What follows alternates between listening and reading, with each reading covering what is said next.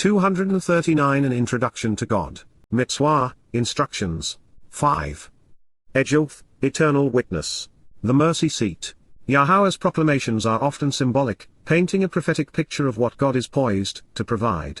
They are sometimes a bit more challenging to translate because we must peer well beyond the mundane. So, after giving our father's sentiments considerable thought, here is my best effort.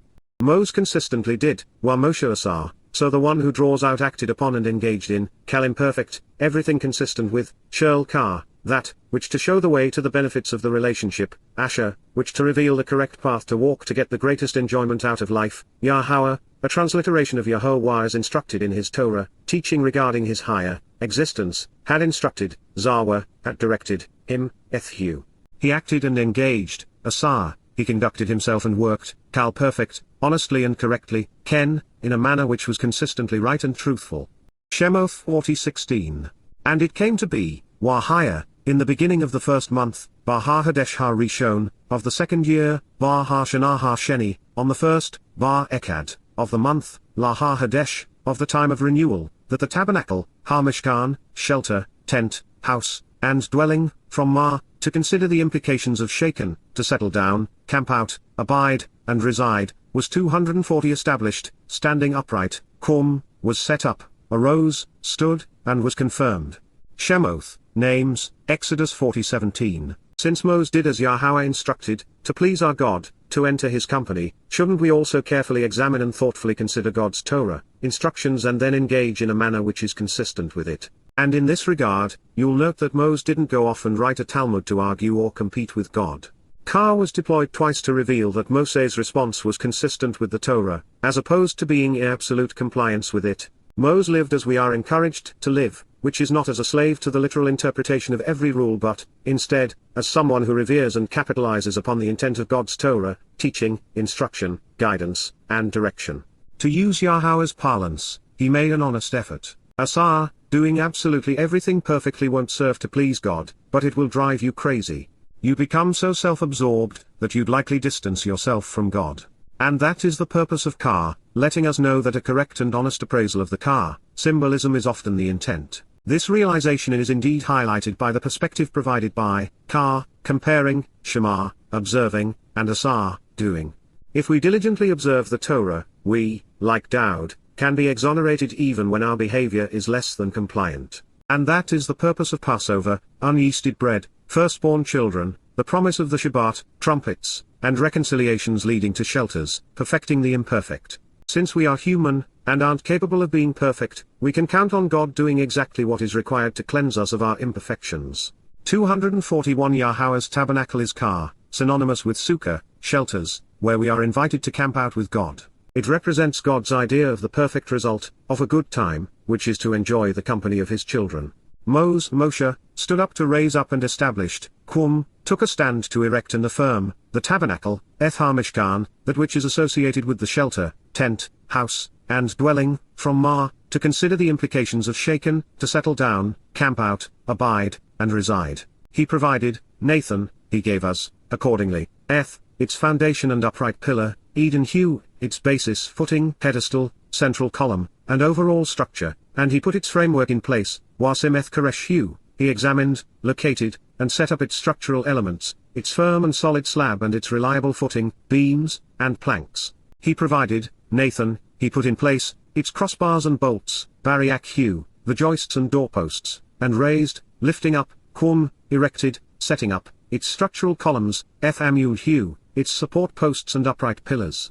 Shemoth, names, Exodus 40:18. By telling his story this way, we know that God wants to engage with us, building a family and home together. By being willing to work with Yahowah to lead his people away from human oppression, and to deliver the Torah, Moses played an essential role in the establishment of Yahowah's tabernacle. Eden, upright pillar is written, Aleph Doleth Nun. Quite often, Yahowah associates Eden with himself, suggesting that he is the upright pillar in the center of the tabernacle, enlarging and securing the tent. In ancient Hebrew, the alphabet Moses deployed to write the Torah, the Aleph was drawn in the form of a 242 ram's head. It signified power, might, ability, authority, and leadership. The Dalet was depicted as a doorway, the meaning of which is obvious. The Nun was written to resemble both a seed, which is taking root, and also a man's sperm. It symbolizes life, growth, children, and inheritance. So, bringing these concepts together, Eden is defined by the letters which comprise the word, the Lamb of the Almighty, representing the power, authority, and leadership of God, serving as the doorway to life, enabling us to grow as God's children, and inherit all that is His to give. And while this metaphorical amplification of Eden is revealing, everyone has been robbed of this revelation by rabbis and, most especially, the Masoretes. They deliberately vocalized differently, changing Eden, the foundation of the tabernacle and its upright pillar, to add on, Lord, and then to Adonai, my Lord. Rather than communicate one of Yahweh's favorite titles, Eden, upright pillar, the religious substituted one of their own, Adonai, my Lord. And they would ultimately deploy this title 7,000 times, on each occasion replacing Yahweh's name with an epithet depicting Satan's ambition. The rabbis, a title which means elevated, lofty, and great, coveted the title, Lord, just as had Satan before them. That is why Lord, from Baal, is the Torah's most commonly used moniker for the adversary. Satan, like most religious leaders, seeks to control people, to own and possess their hearts, minds, souls, pocketbooks, and even land. They both seek to lord over the masses. Not Yahowah. His covenant is not about ownership, but relationship. He wants to be our Father, not our Lord. Participation is optional, not compulsory. Rather than being the Lord, Yahowah is the Eden, upright pillar and foundation of the shelter. He is the 243 one who knelt down to serve us, to lift us up to Him. When you bow down to God as Lord, instead, you are insulting Him and demeaning what He has done. Worse, you are not only upending what He wants, you are also missing the message and point of His covenant. And He spread out, paras, He stretched out, making known, the tent, ohel, the shelter and covering, dwelling and home, from al, to be clear and to shine, over the tabernacle, al-ha-mishkan, upon the shelter, home, and dwelling, from my, to ponder the implications of shaken, residing and abiding, settling down and being established, and He placed wasim, He put, the covering, mixer, the protective cover, from my, to consider the who, what, where, why, when, and how of kasa, that which clothes, adorns, covers, protects, and conceals of the tent, ha-ohel, shelter and covering. Dwelling and home, from al, to be clear and to shine, upon it, al-hu, on Him, from above, min la mal, from on high and out of a greater dimension, consistent with the way to approach the benefits of the relationship, ka asher, Yahowah, Yahowah, an accurate presentation of the name of Eloah, God as guided by His Torah, instructions regarding His higher existence, had instructed, tsawah, had directed and appointed, constituted and commissioned, Moshe, the one who draws out. Shemoth, names, Exodus 40:19. Replete with symbolism, the mixer, protective covering positioned over the Mishkan, dwelling place is indicative of our souls being adorned in the Ruach Kodeshes, set-apart Spirit's garment of light. Shikasa, clothes us, so that we do not appear naked before God, our faults exposed. Shikasa, conceals the stains and stigmas of religion, flooding the dark recesses of our souls with her brilliant light. And Shikasa, protects us, so that we can survive, even thrive, in God's presence. When we are Kasa, embellished by our spiritual mother, we 244 are instantly empowered, enlightened, and enriched as God's children, members of our Heavenly Father's ohel, family and household who are invited to Mishkan, dwell with Him.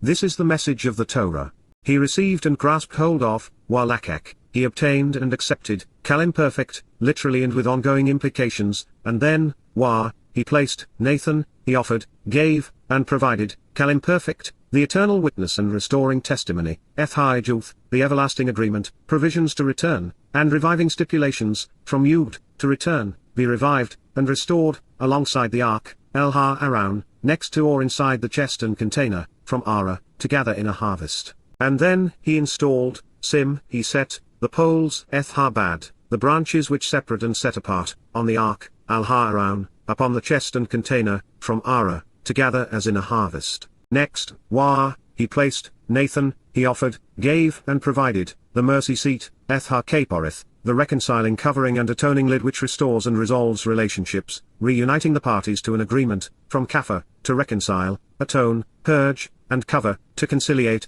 and satisfy through recompense, which is to restore a relationship by providing an unearned, undeserved, fortuitous, and merciful solution, upon the ark, Aron, upon the chest and container, from Ara, to gather in a harvest. From above, min la mal, from on high adding a greater dimension.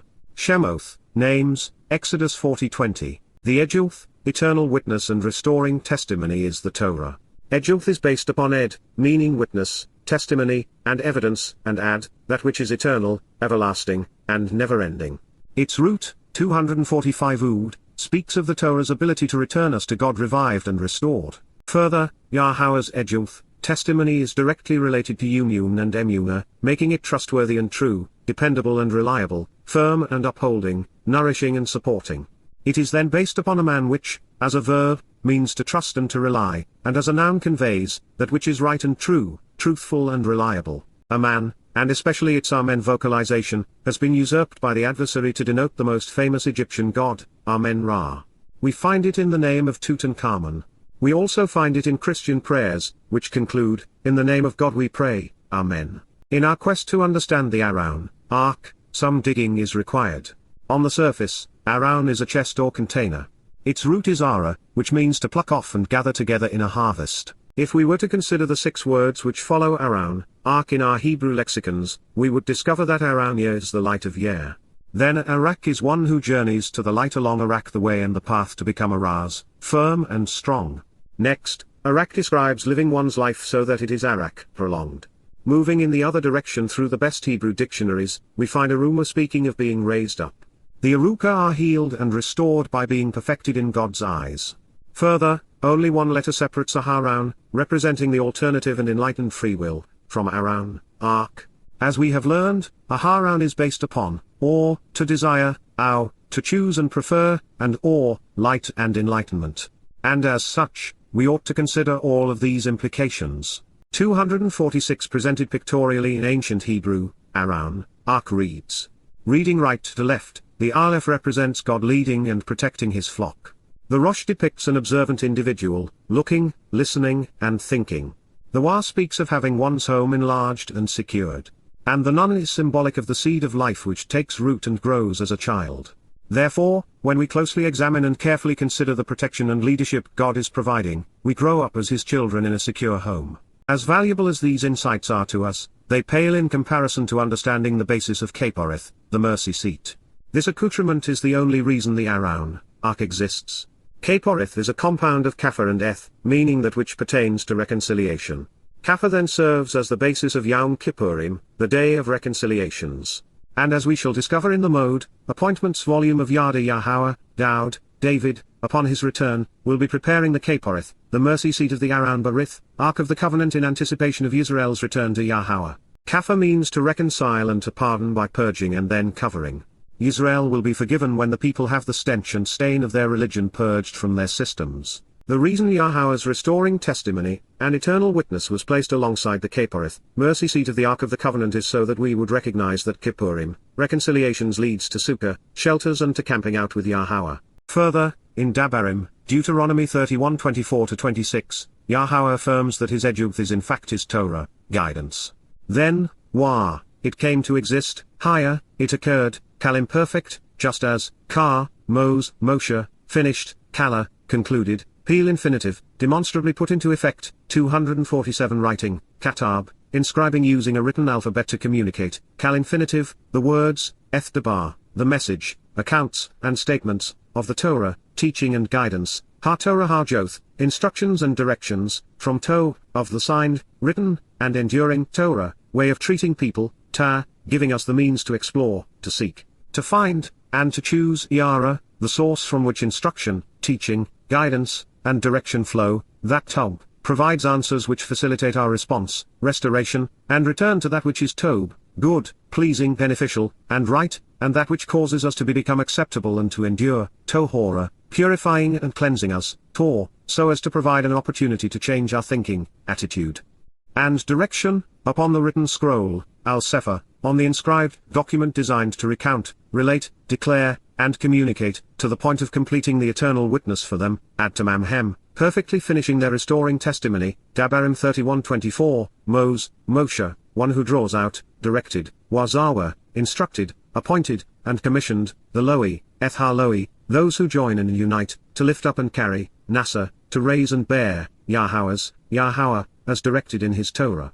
Teaching regarding his higher, existence, ark, Aroun, chest and container, from Ara, to gather and harvest, of the covenant, berith, of the family-oriented relationship, from Baith, family and home. He said, Lama, Dabarim 31:25, accept and grasp hold of, lakek, receive and obtain, kal infinitive, the written scroll, sefer, the written letter and inscribed document designed to recount and communicate, of the Torah, instructions and directions, ha-Torah hazeh, the guidance and teaching, the signed and written means of return, restoration, and acceptance and place, wasim, put, it alongside, eth inside, it against, near, and beside, Yahowah's, Yahowah. An accurate 248 presentation of the name of Eloah, God as guided by his Torah, instructions regarding his higher existence, your gods, Elohim atom, ark, around, chest and container, from Ara, to gather in a harvest, of the covenant, berith, family-oriented relationship agreement.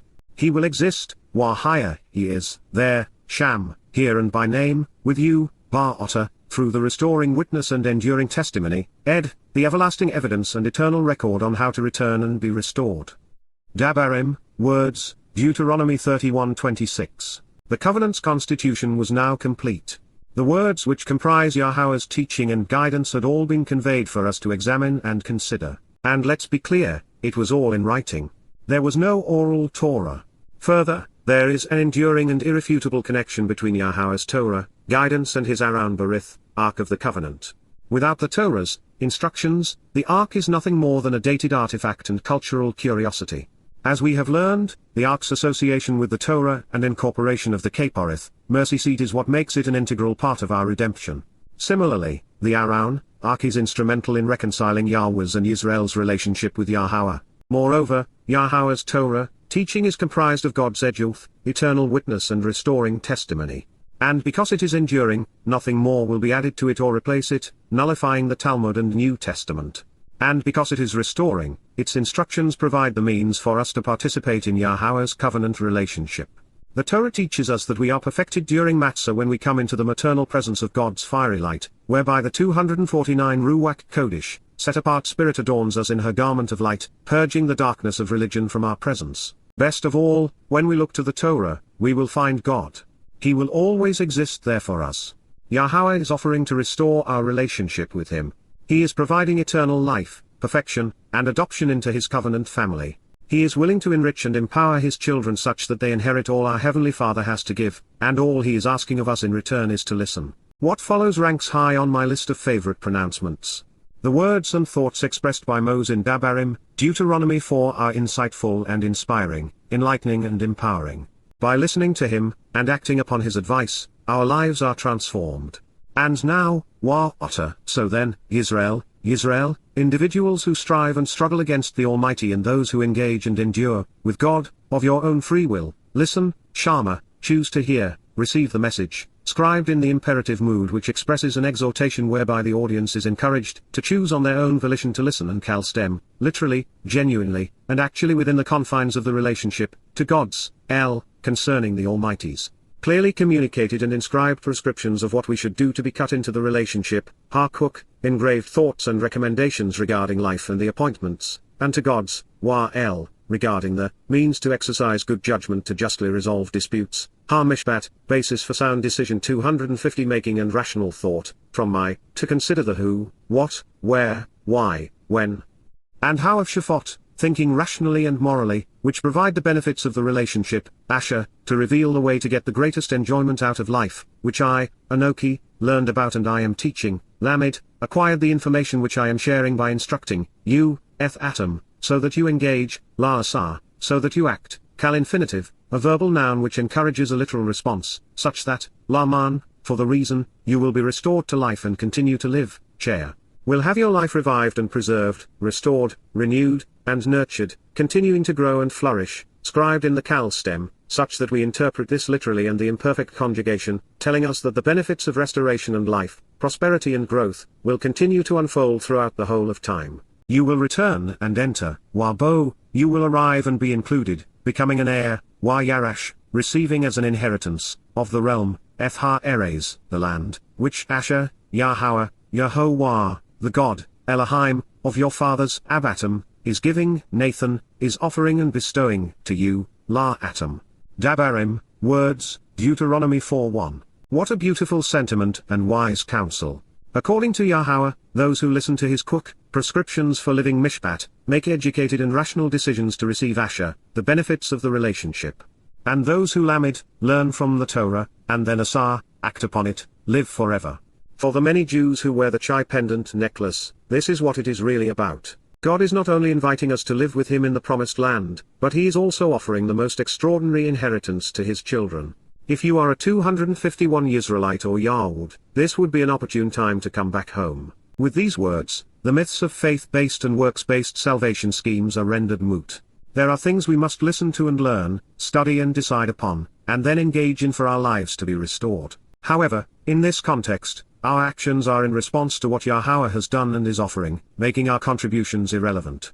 Yes, this was written to Yisrael, but so was the entirety of Yahowah's word. Moreover, if you don't see yourself as an individual, who seeks to Sarah, engage and endure with God, then feel free to disregard this testimony.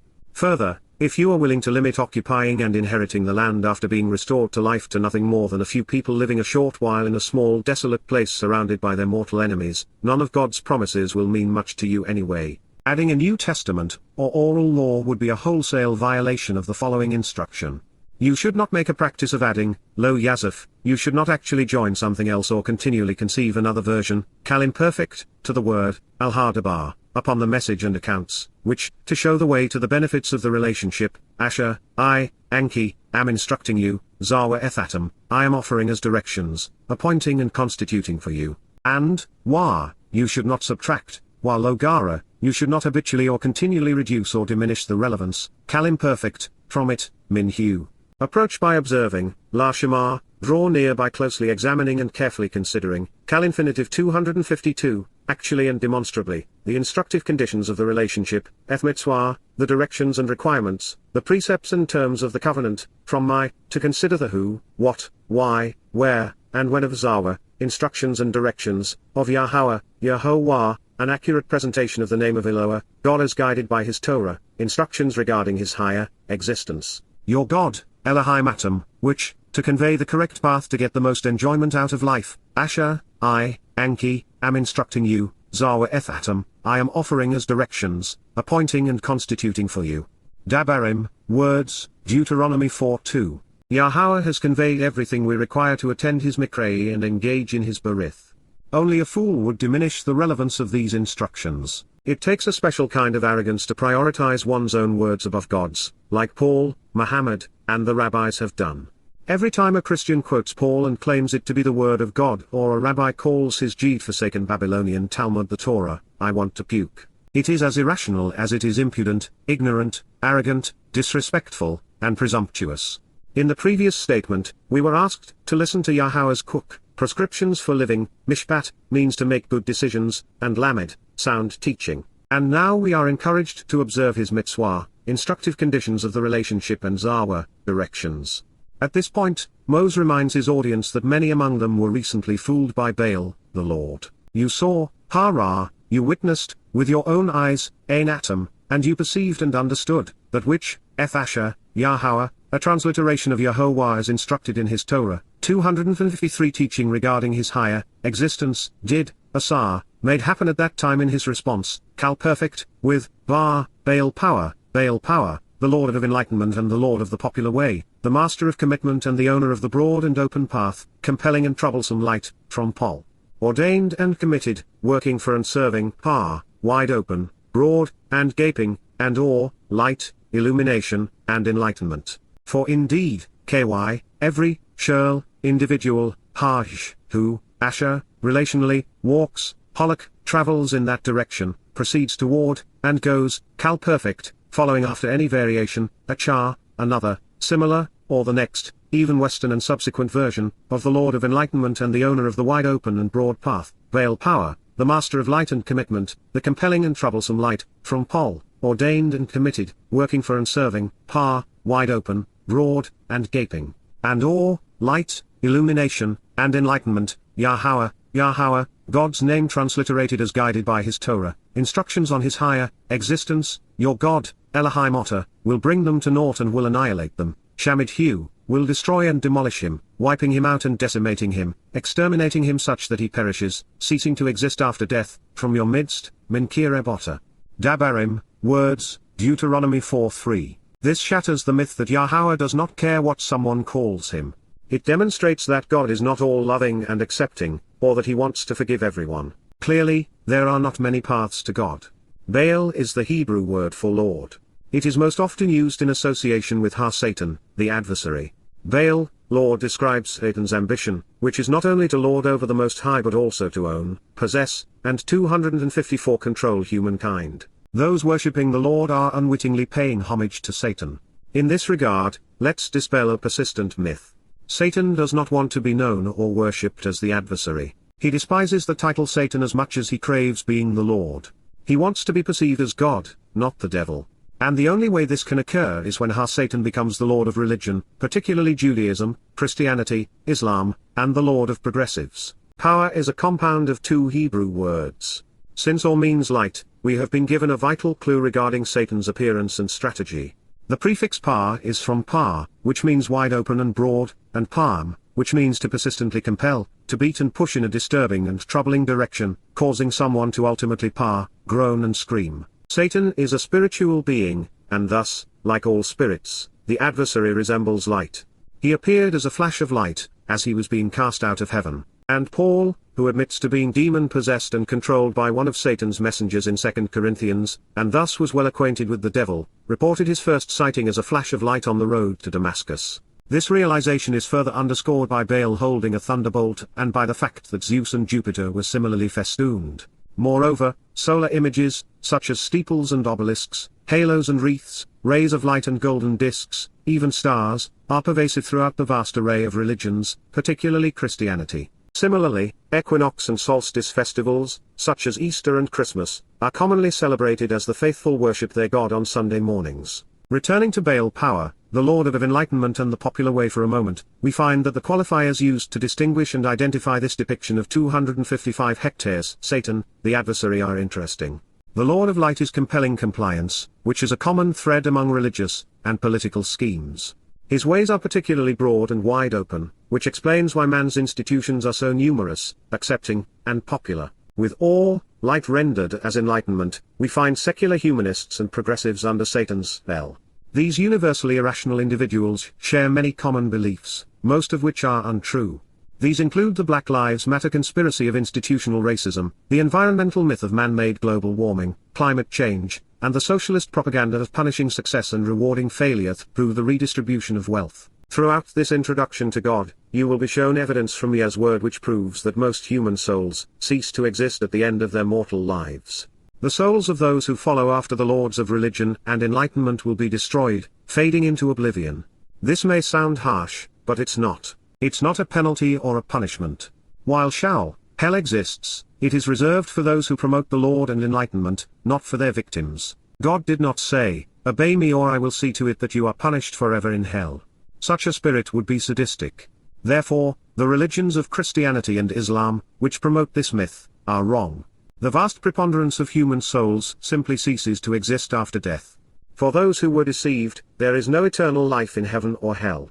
Fortunately, our fate is in our hands. And you, atom, the ones remaining close, who are unwavering, Dabek, the ones who are dependable and steadfast, resolute and unyielding, remaining connected in a relationship, sticking with, Yahowah 256, your God, Elohim Atom, your mighty one, from Eloah, God Almighty, every one of you, Atom, is alive and thriving, is nourished, growing, and vigorous, having been renewed and restored, this day, Yam.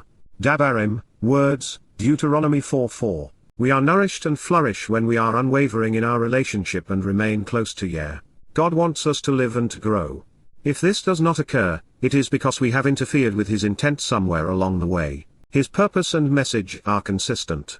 You should choose to be perceptive, of your own volition, take notice, pay attention, and see, imperative. I learned and then taught you, Lamedeth Atom, I acquired the information and now I'm sharing, I was trained so that I could instruct and educate, the clearly communicated and inscribed prescriptions of what we should do in life to live, cook, the engraved thoughts which cut you into the agreement and the recommendations and requirements regarding the covenant relationship, along with the way to make sound decisions, especially regarding the means to resolve disputes, mishpat, the basis upon which we can exercise good judgment, and decide what is right.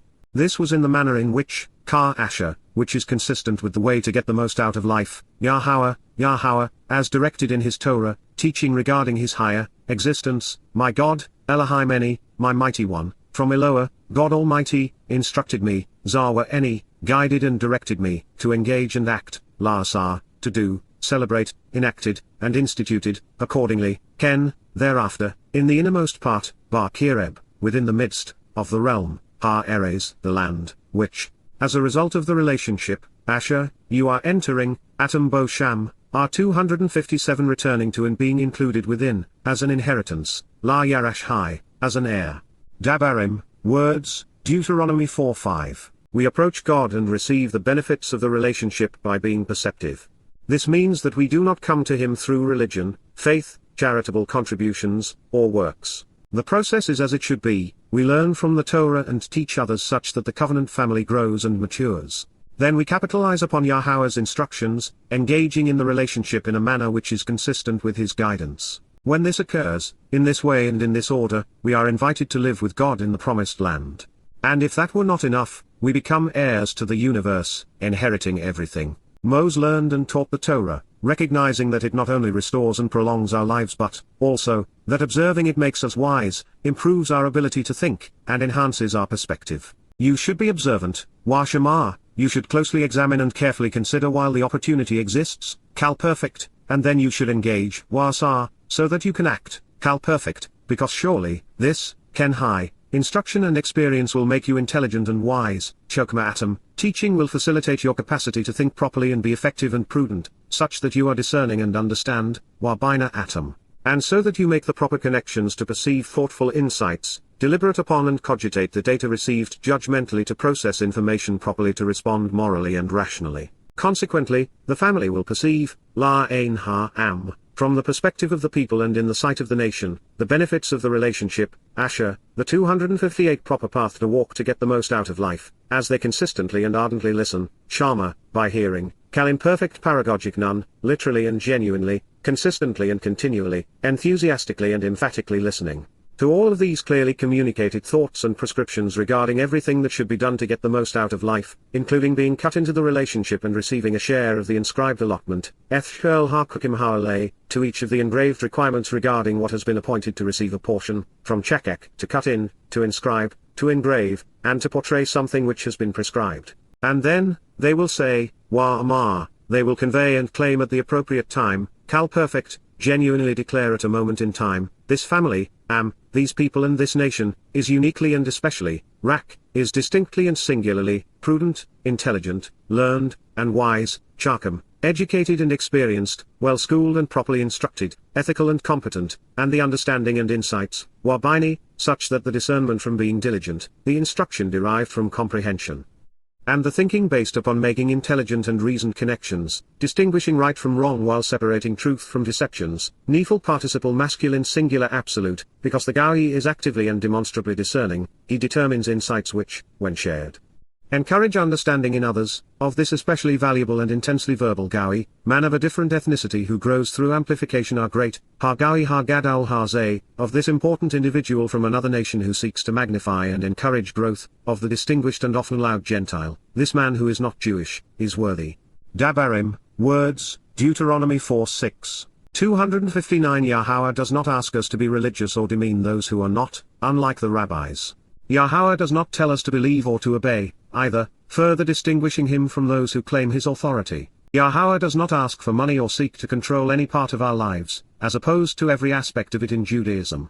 Yahowah wants to educate and enlighten us while the rabbis want to deprive Jews of access to any information that isn't from their Talmud so that they can indoctrinate them. As a result, the most brilliant ethnicity and industrious race has conceived the most dim-witted and debilitating religion. The chosen people have chosen poorly. The alternative is to ignore the rabbis, toss the Talmud, and become Shema, observant, closely examining and carefully considering these words which Yahowah inspired Moses to scribe on our behalf. And then, once you are aware of what Yahowah has revealed, act upon his instruction and engage in the relationship. Those who accept Moses' advice will understand. Nothing is more valuable or enabling. Bina speaks of being discerning and discriminating such that we learn how to distinguish truth from lies, good from bad, right from wrong. With Bina, the means to comprehension is through diligently deliberating upon the data God has made available to us while processing this information judgmentally. By doing so, we gain the capacity to make reasoned connections between the things Yahweh has revealed, and this leads to a proliferation of profound insights. God's intent is for his covenant family to be perceptive. The more we know, the more likely it is that we will turn to Yah and then rely upon him to provide the benefits of the relationship. 264 Most among the things we should be considering is Yahweh's choq, clearly communicated thoughts and prescriptions regarding what should be done to get the most out of life, including being cut into the relationship and receiving a share of the inscribed allotment. God engraved the covenant's requirements in stone so that we would know and understand them. Moses' concluding statement is prophetic, speaking of a time over 3,300 years from his own. He is claiming something of the chosen people which heretofore has not occurred. Only now, and likely in harmony with the insights provided within Yada Yahowah, Yahweh are distancing themselves from the caustic influence of religion, politics, and conspiracy and becoming choq, learned and wise, prudent and discerning. Schooled in the Torah, enlightened by Yahowah, they are starting to understand. Since only 2 individuals among the initial hundreds of thousands who listened to Moses were allowed into the promised land, the family of God was far from prudent on this day. Many were no doubt perceptive when David sang to them as their Messiah and prophet, shepherd and king, but that was long ago, and his voice has faded among the chosen people. There was a brief respite from religion under Hezekiah, and while glorious, it too was short-lived. Sadly, according to Yeshaya, not a single Yisraelite has known Yahowah or understood his Torah teaching since 450 BCE.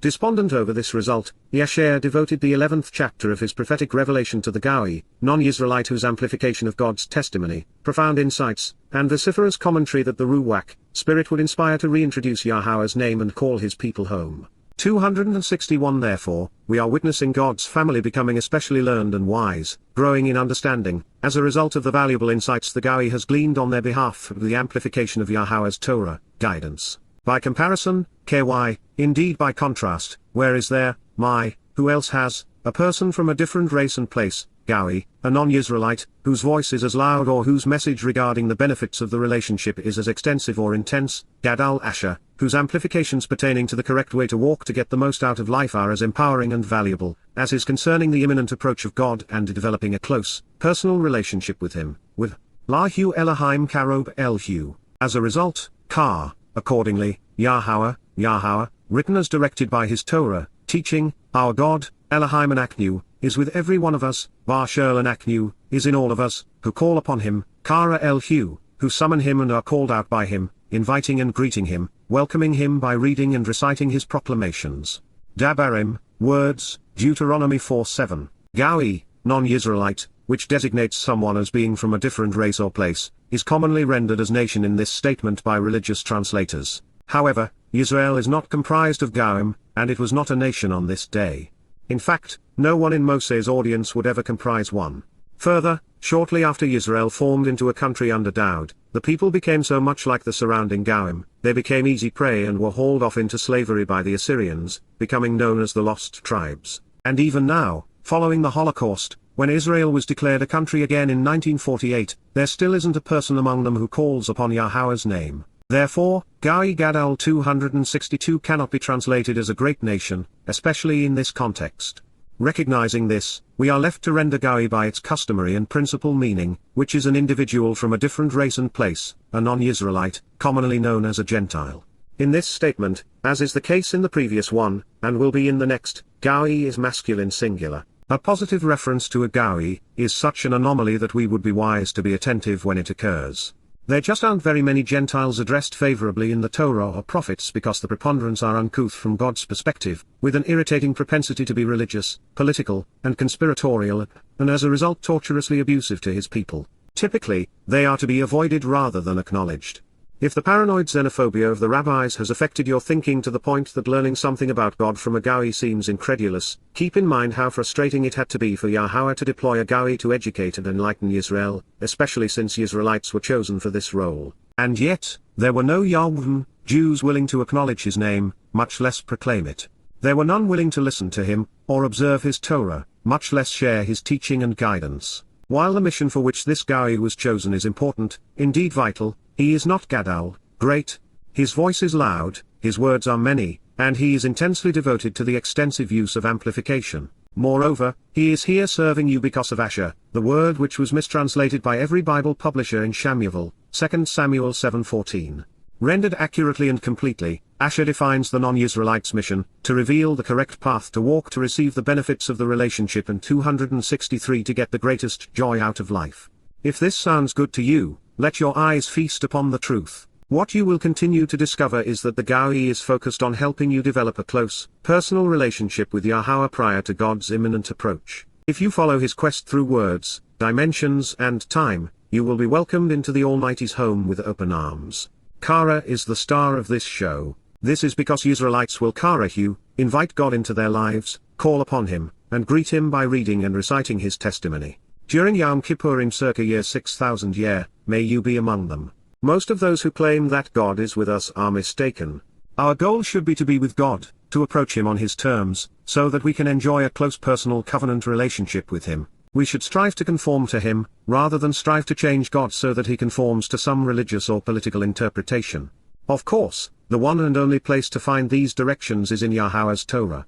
Dabarim 4 gets better with every word. And, where is there, who else has, a non-Yisraelite, Gawi, a person from a different race and place, whose voice will be as loud or whose amplifications regarding the benefits of the relationship will be as extensive, Gadol Asher, who will be as intense or prolific pertaining to the correct way to walk to get the most out of life, who will be as empowering or valuable, as significant or important, regarding his clearly communicated and inscribed prescriptions of what we should do in life to live. Lahu Cook, the engraved thoughts which cut you into the agreement and the recommendations and requirements regarding the covenant relationship, so that we can exercise good 264 judgment regarding the means to resolve disputes and make sound decisions, mishpat, and becoming just, moral, and rational, pertaining to being right about vindication, zadik, regarding being correct, in accord with the means to live an upright and righteous life.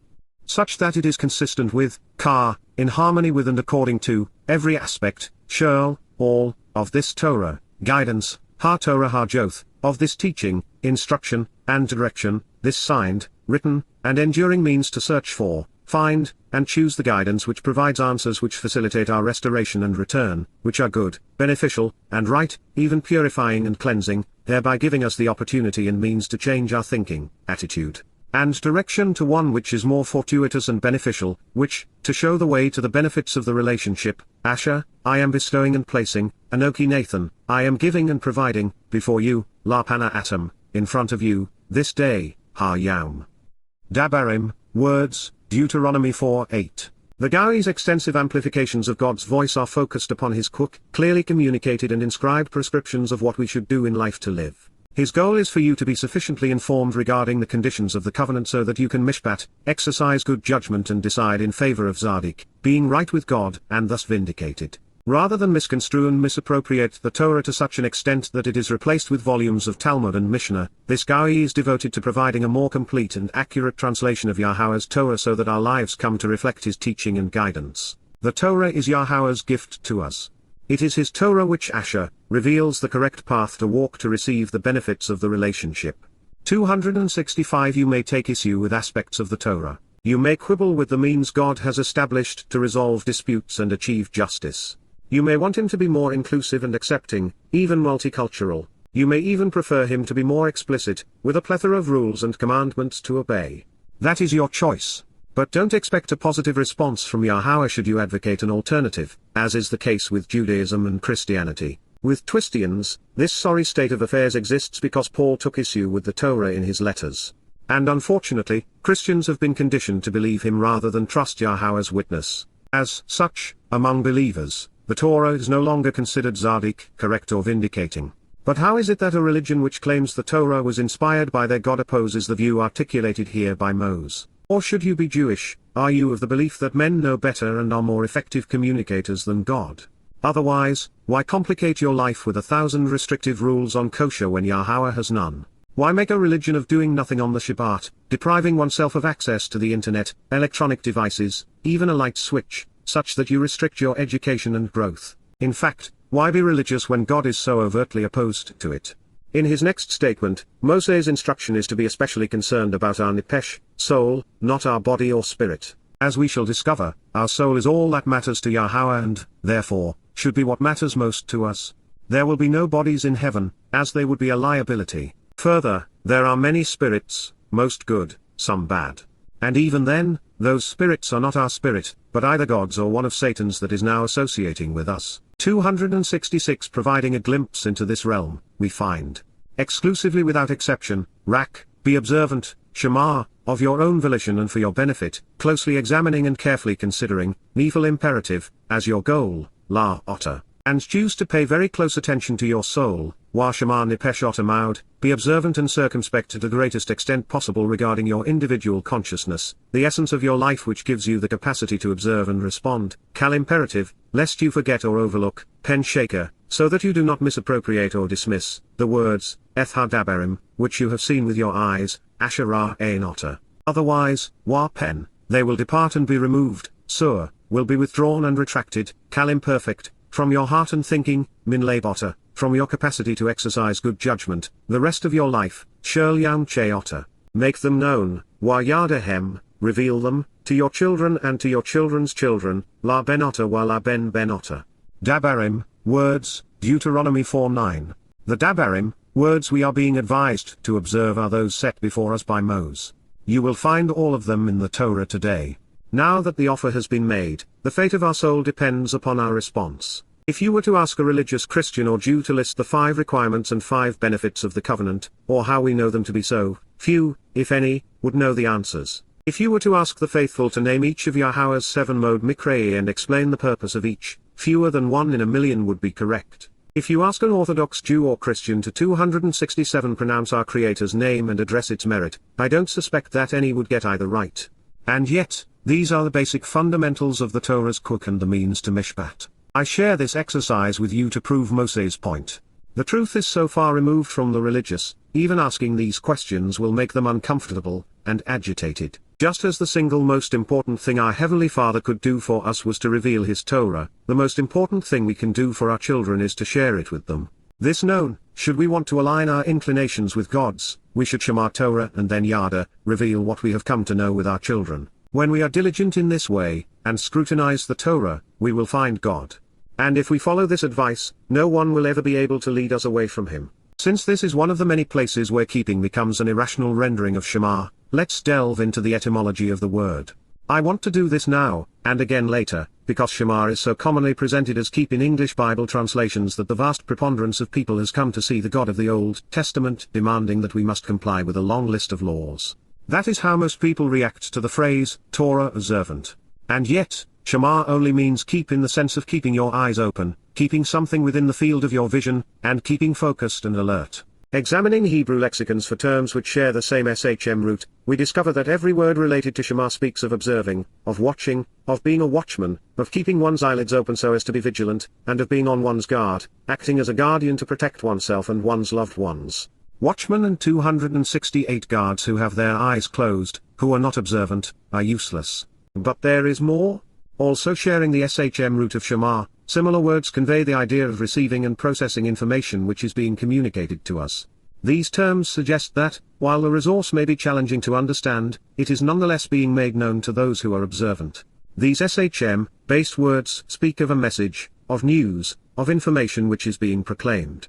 They focus upon hearing and listening, receiving and understanding, that which has been communicated, especially verbally when reciting the written word. I am unaware of a single Hebrew word which shares the SHM base whose primary definition is accurately rendered as to keep in the sense of submitting to and complying with a list of laws. Therefore, while Shema, closely examining and carefully considering, genuinely caring about, actually investigating, scrutinizing, exploring, and diligently evaluating Yahowah's Torah, keeping it in front of you with your eyes focused upon it, will cause an informed and rational person to act upon his advice. Doing so is a byproduct of the verb, not the intent of Shema.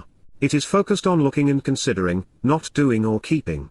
As we know, Yahowah revealed the Torah through Moses, but that did not stop him from also speaking directly to his children. This passage chronicles one such occasion.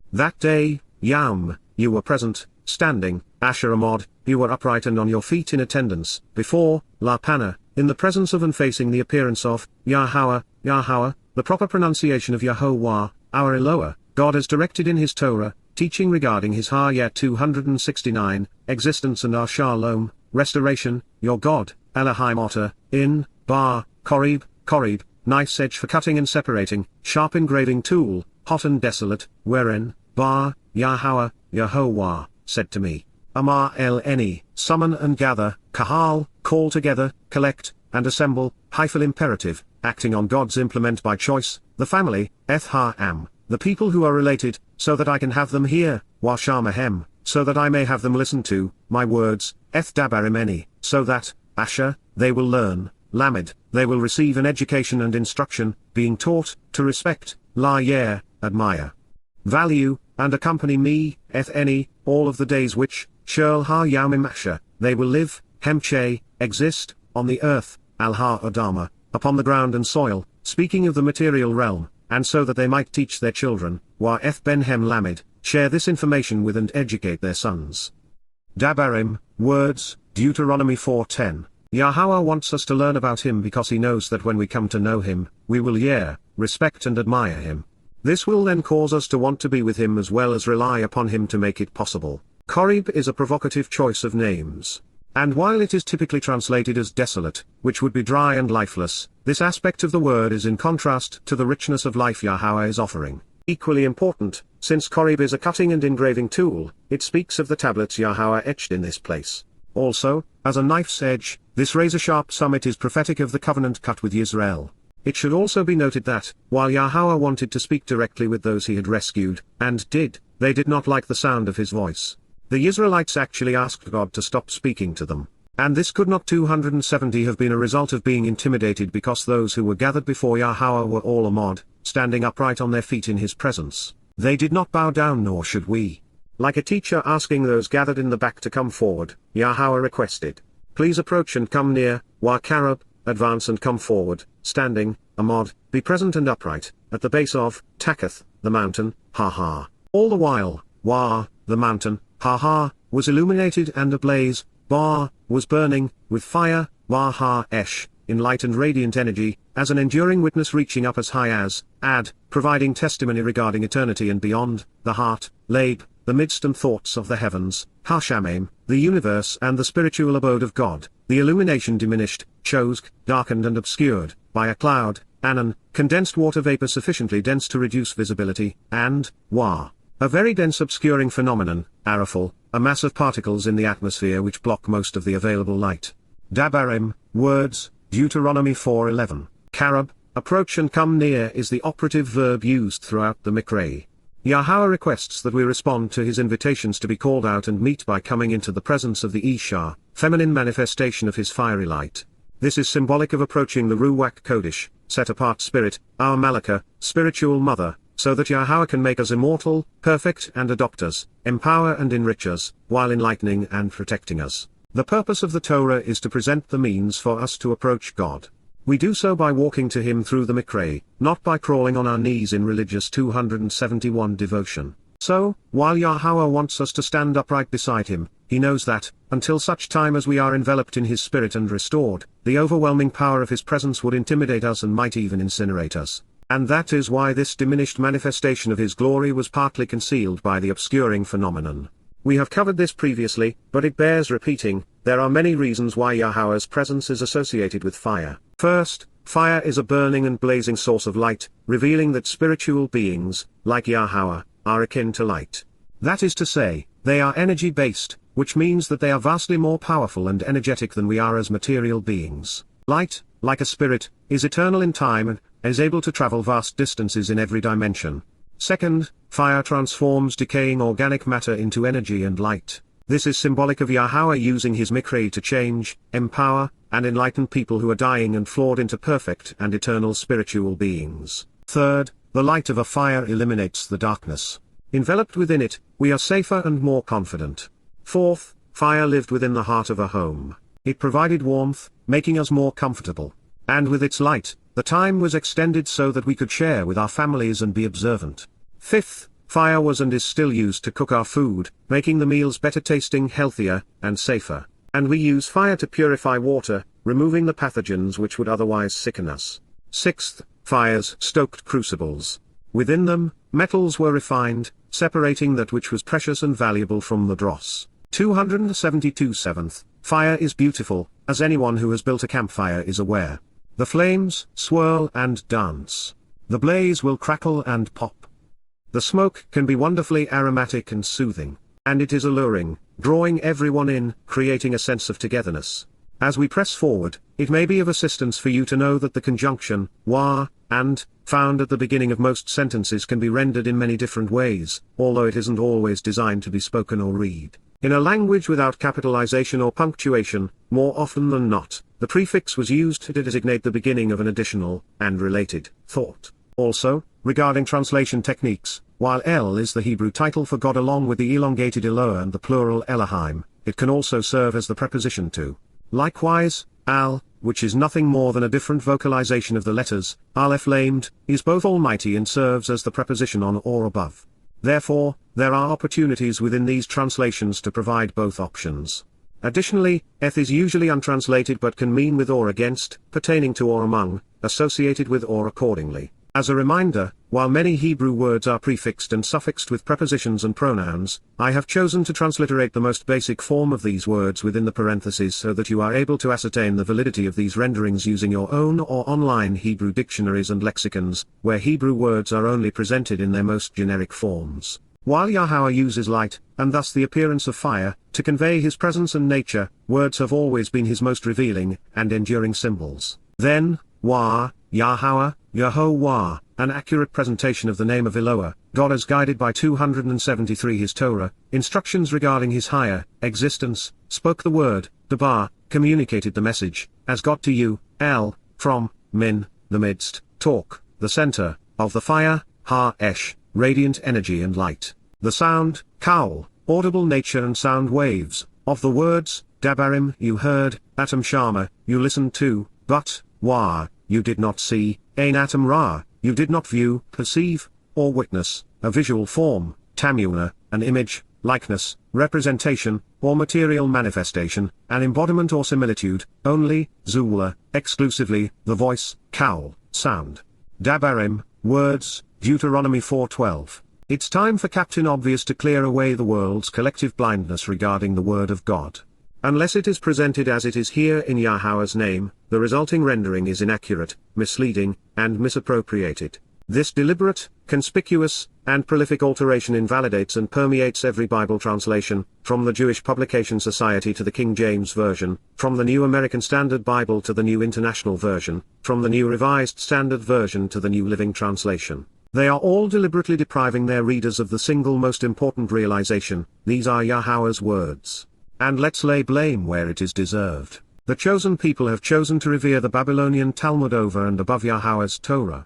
While their book is arrogantly festooned with the names of rabbis, there is no mention of Yahowah. The same can be said of their Zohar and Mishnah. As such, these rabbinical sources speak for those men and not for Moses' God. And apart from Yahowah's name, there is no salvation. This audible proclamation from the midst of the fire occurred because Yahowah genuinely wanted to address his people, those he had rescued, in the hope that they 274 would choose to become part of his covenant family. With his voice, he wanted to reassure them because he wanted them to trust him, not fear him. These were not the only factors. Since the gods man had conceived were crafted and worshipped within the scope and contours of things humans recognized in the natural world, such as in the form of men, women, and animals, it was vital for Yahowah to dispel such myths. He had nothing in common with Bel or Baal, Asherah or Amun-Ra, Osiris or Isis, Zeus or Athena, Jupiter or Venus, Dionysus or Bacchus. God was set apart from his creation and thus would not be seen as a tamuna, likeness or embodiment of any material being. Said another way, Yahowah is not Jesus or Buddha, and he is not the sun, moon, or stars. Unlike the gods of the Hindus and Egyptians, Greeks and Romans, Yahowah is without form. Moreover, it was important to prove to the children of Yisrael that Moses was being inspired by the very same God who had liberated them from captivity. His voice and his words written on the page were the same, as were those he had chiseled in stone. Not only wasn't he making any of this up, but it was also the Creator God of the universe who was inspiring him and addressing them. The first thing Yahowah spoke about, the very first thing he mentioned to his children, was the covenant. Nothing is more important to our Heavenly Father. This is the reason we exist. Straight away, he told you all about, Wanagad La'atam, publicly and openly, he informed and reported to all of you regarding, imperfect, his family-oriented covenant relationship, Adversary, his mutual agreement and binding contract based upon building a beit, family and home, which, to receive the benefits, Asher, which to show the proper path to walk to get the most out of life, he instructed you, Zo'th F 275 Atom, he provided directions for you, to engage in and act upon, La'asar, to celebrate and profit from by doing, Kal infinitive, as a verbal noun, the effect of the action is intensified and prolonged while in the Kal stem the relationship, between us and our God is real, authentic, and genuine.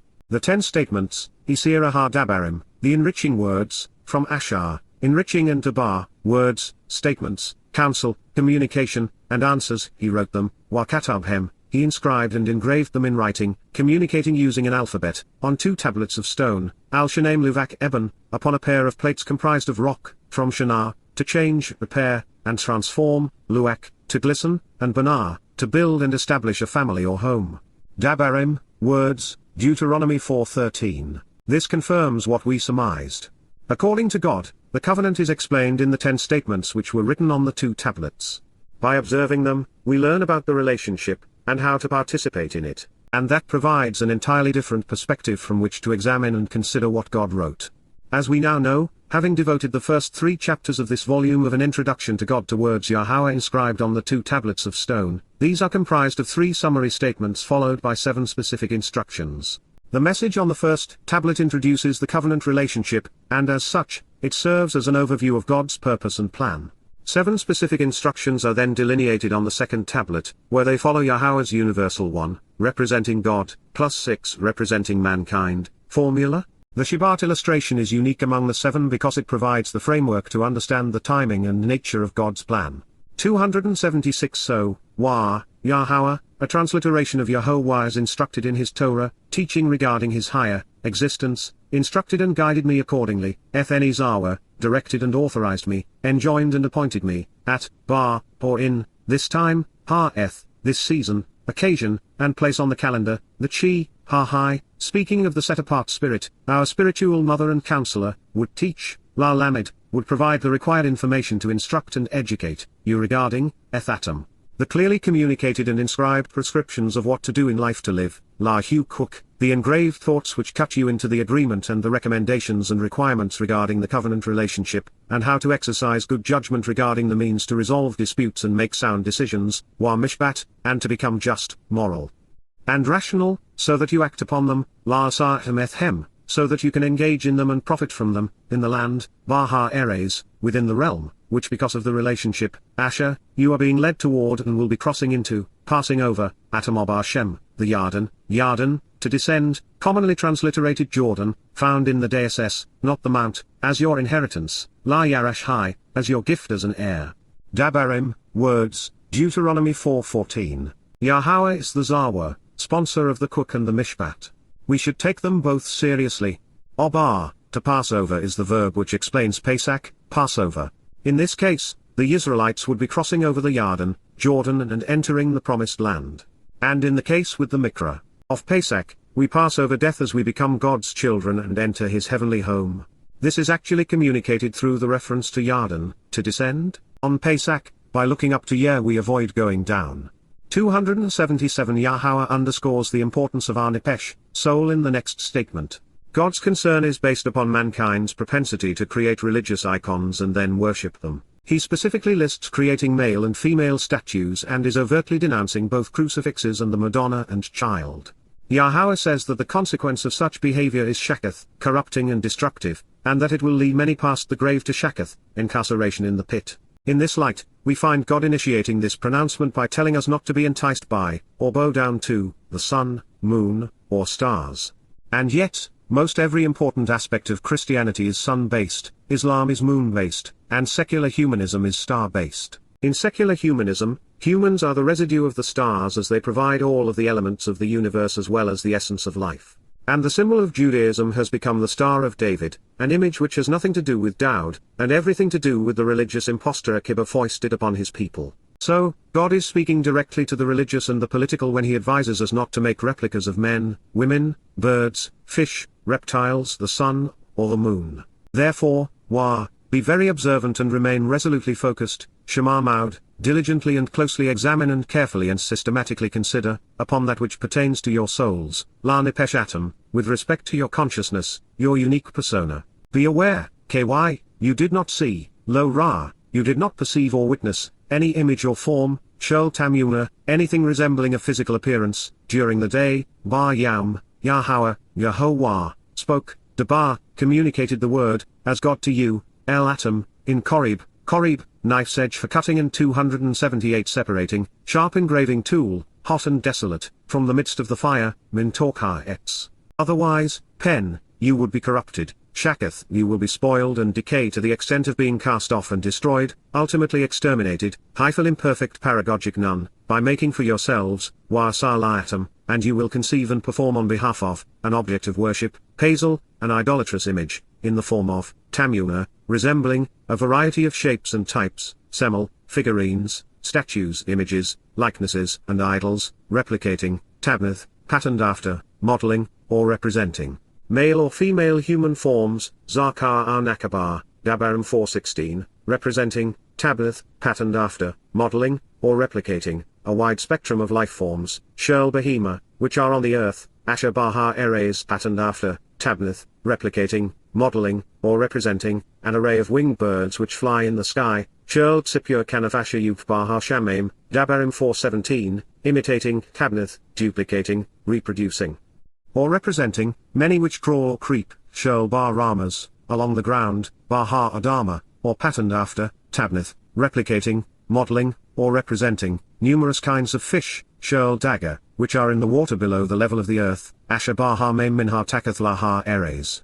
Dabarim 4:18. And lest, wa pen, because otherwise I am apprehensive that in the future there is a distinct possibility that, you might promote or accept a different perspective and understanding, nasa enota, you lift up your eyes and are continually carried away by a perception, kal imperfect of the heavens, ha-shamim, of the physical universe and spiritual realm, and you see, wa-ra, you envision, look upon, pay attention to, and find delight in, kal perfect, the sun, eth ha-shemesh, that which is glittering and associated with enlightenment 279 and apparent brilliance, the moon, eth ha-uraic, establishing a calendar around a lesser luminary in the darkness, and the stars, wa eth ha-kaukab, celestial bodies, high places, the vastness of the universe, or astrology, or the full array, shurl, of the spiritual implements, zaba, God's messengers and envoys who, while enormously powerful and eternal, are without free will and follow orders or face immediate consequences, of the heavens, ha-shamim, physical universe and spiritual abode, and then you are enticed and led astray, scattered and banished, wanada, such that you are seduced and misled and thus stray, lured away and cast aside, and you speak on their behalf, even bow down and worship them, wachor lahem, you are like chor and speak for God, allowing yourself to be diminished by prostrating yourselves to them while promoting them verbally. Even praying to them, and you serve them, wa badhem, you work for them and minister on their behalf and are reduced to a life of burdensome servitude, because this, asher, is disruptive and divisive, separating the deceived from, chalek, is a slippery slope, is misleading and destructive, especially ruinous, dispersing those who had an inheritance away from, Yahowah, transliterated as guided by his Torah, instructions on his higher, existence.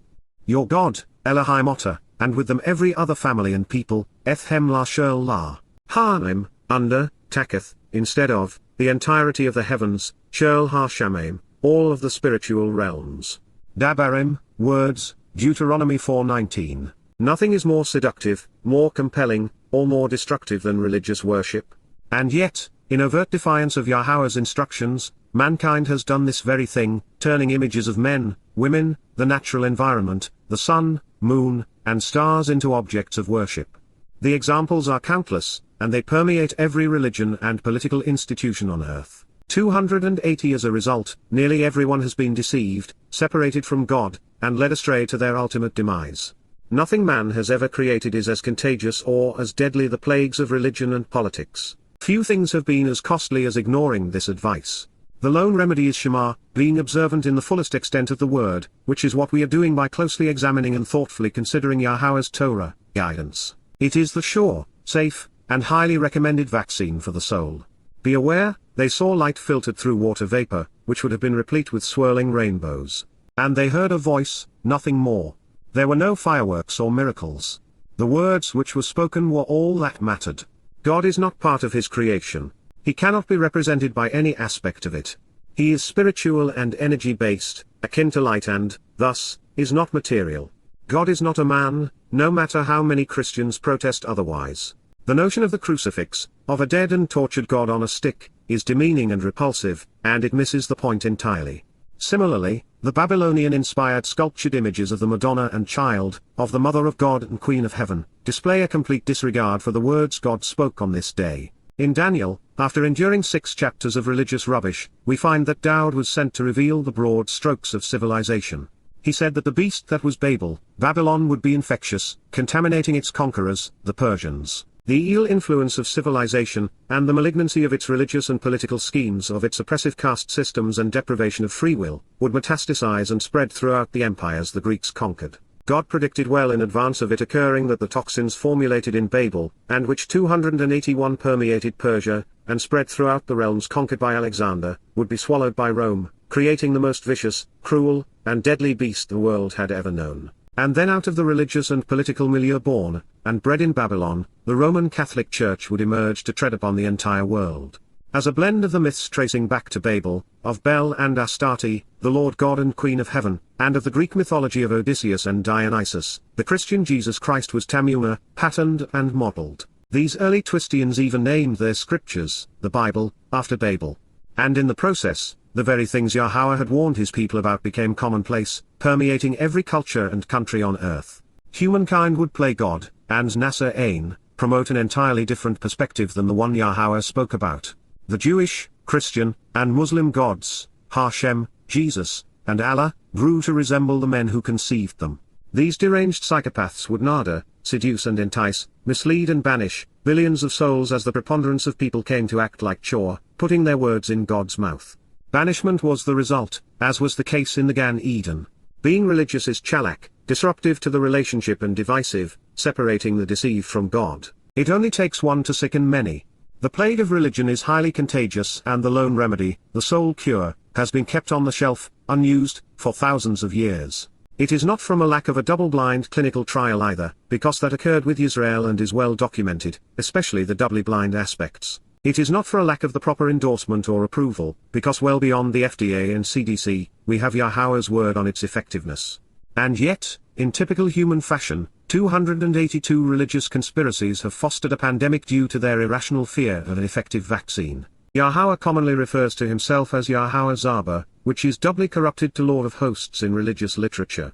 The word, Zaba, speaks of a vast array of spiritual implements and heavenly messengers. These spiritual beings are individually known as malach, heavenly messengers and spiritual representatives. They are erroneously known as angels because this is a transliteration of the Greek word for messenger, agalos. Collectively then, Zaba conveys the realization that the malach are organized into an army of sorts under the command and control of God. As such, they are required to follow his instructions. They were not given free will, which is to say that a single act of rebellion leads to an immediate and negative consequence, and ultimately to complete rejection, separation, and imprisonment. This known, the malach serving within Yahowah's Zaba are exceedingly capable, powerful, and immortal. These energy-based spiritual representatives are tasked with promoting God's agenda, which includes protecting those employed by him. Most perform as directed, while the remainder serve the adversary. Therefore, many have been seduced to the dark side by a demon appearing angelic. And since the consequence of an allegiance with a demon is an eternity in Sheol, one should be careful. Moving on to Moses' next statement, upon investigating the meaning of Miraim, the term God uses to describe the nation the West calls Egypt, it becomes immediately obvious that Yahowah is adroitly describing the conditions imposed upon the Yisraelites by their religious and political oppressors. Miraim depicts the horrendous influence of governmental, military, economic, and conspiratorial coercion and cruelty. It portrays a 283 cauldron or crucible where the people were confined, restricted, and persecuted. Miraim is plural of Matzor, which speaks of being abused as a foe and besieged during a time of testing and tribulation. It is from Qara, to be bound and constrained by an adversary, beleaguered and assaulted, as if in a concentration camp, by those showing great hostility. This identification with Qara is particularly insightful today on the cusp of a second Yatzah, Exodus.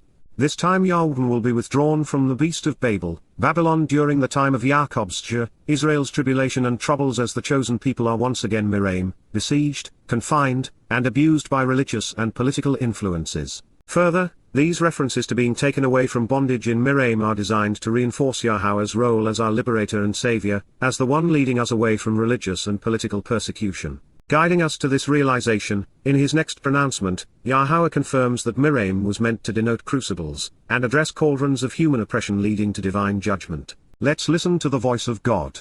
But as for you, YF Atom, Yahowah, the proper pronunciation of Yahowah, our Eloah, God has directed in his Torah, teaching regarding his yare, existence, and our shalom, restoration, has obtained and grasped hold, lakek, has selected, collected, and retrieved, having accepted and received, perfect, and he has led you away, withdrawing you, yatzeth atom, he has extended himself to serve you, removing you, imperfect, from, min, and out of, the crucible, Qara, of being afflicted and tested by being separated out as an impurity in a smelting furnace and forge, of iron, batsal, of an especially hard and dense unprocessed and unrefined material from the ground, from 284 unreceptive soil which is especially harsh, repressive, cruel, domineering, and tyrannical, of, min, within the composition of, the crucibles of political and religious oppression, Miriam, the cauldrons of military, economic, conspiratorial, societal, and governmental persecution and subjugation, plural of Mitswah, to be considered inferior and besieged during a time of testing and tribulation, from to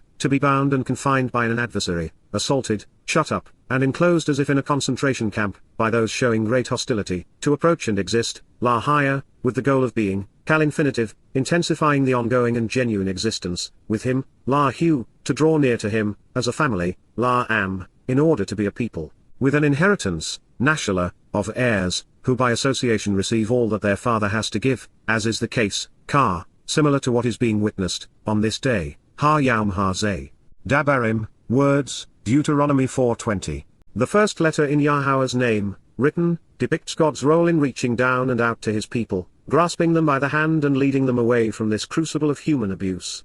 And the concluding letters reveal our role in this process, which is to stand up, look up, and reach up to God such that we avail ourselves of his willingness to deliver us from religious and political oppression. To be spared from the plagues of religion and politics, we must be willing to walk away from these things and then to grasp hold of Yahowah's hand, relying upon him to do everything which is required for us to be adopted as his children. In this way, this pronouncement serves as a summation of the Torah. In his speech, Moses carefully selected words to describe what God had already done and would continue to do to lead his people so long as we are willing and reliant. And to appreciate them, the context in which this 285 conversation occurred is paramount.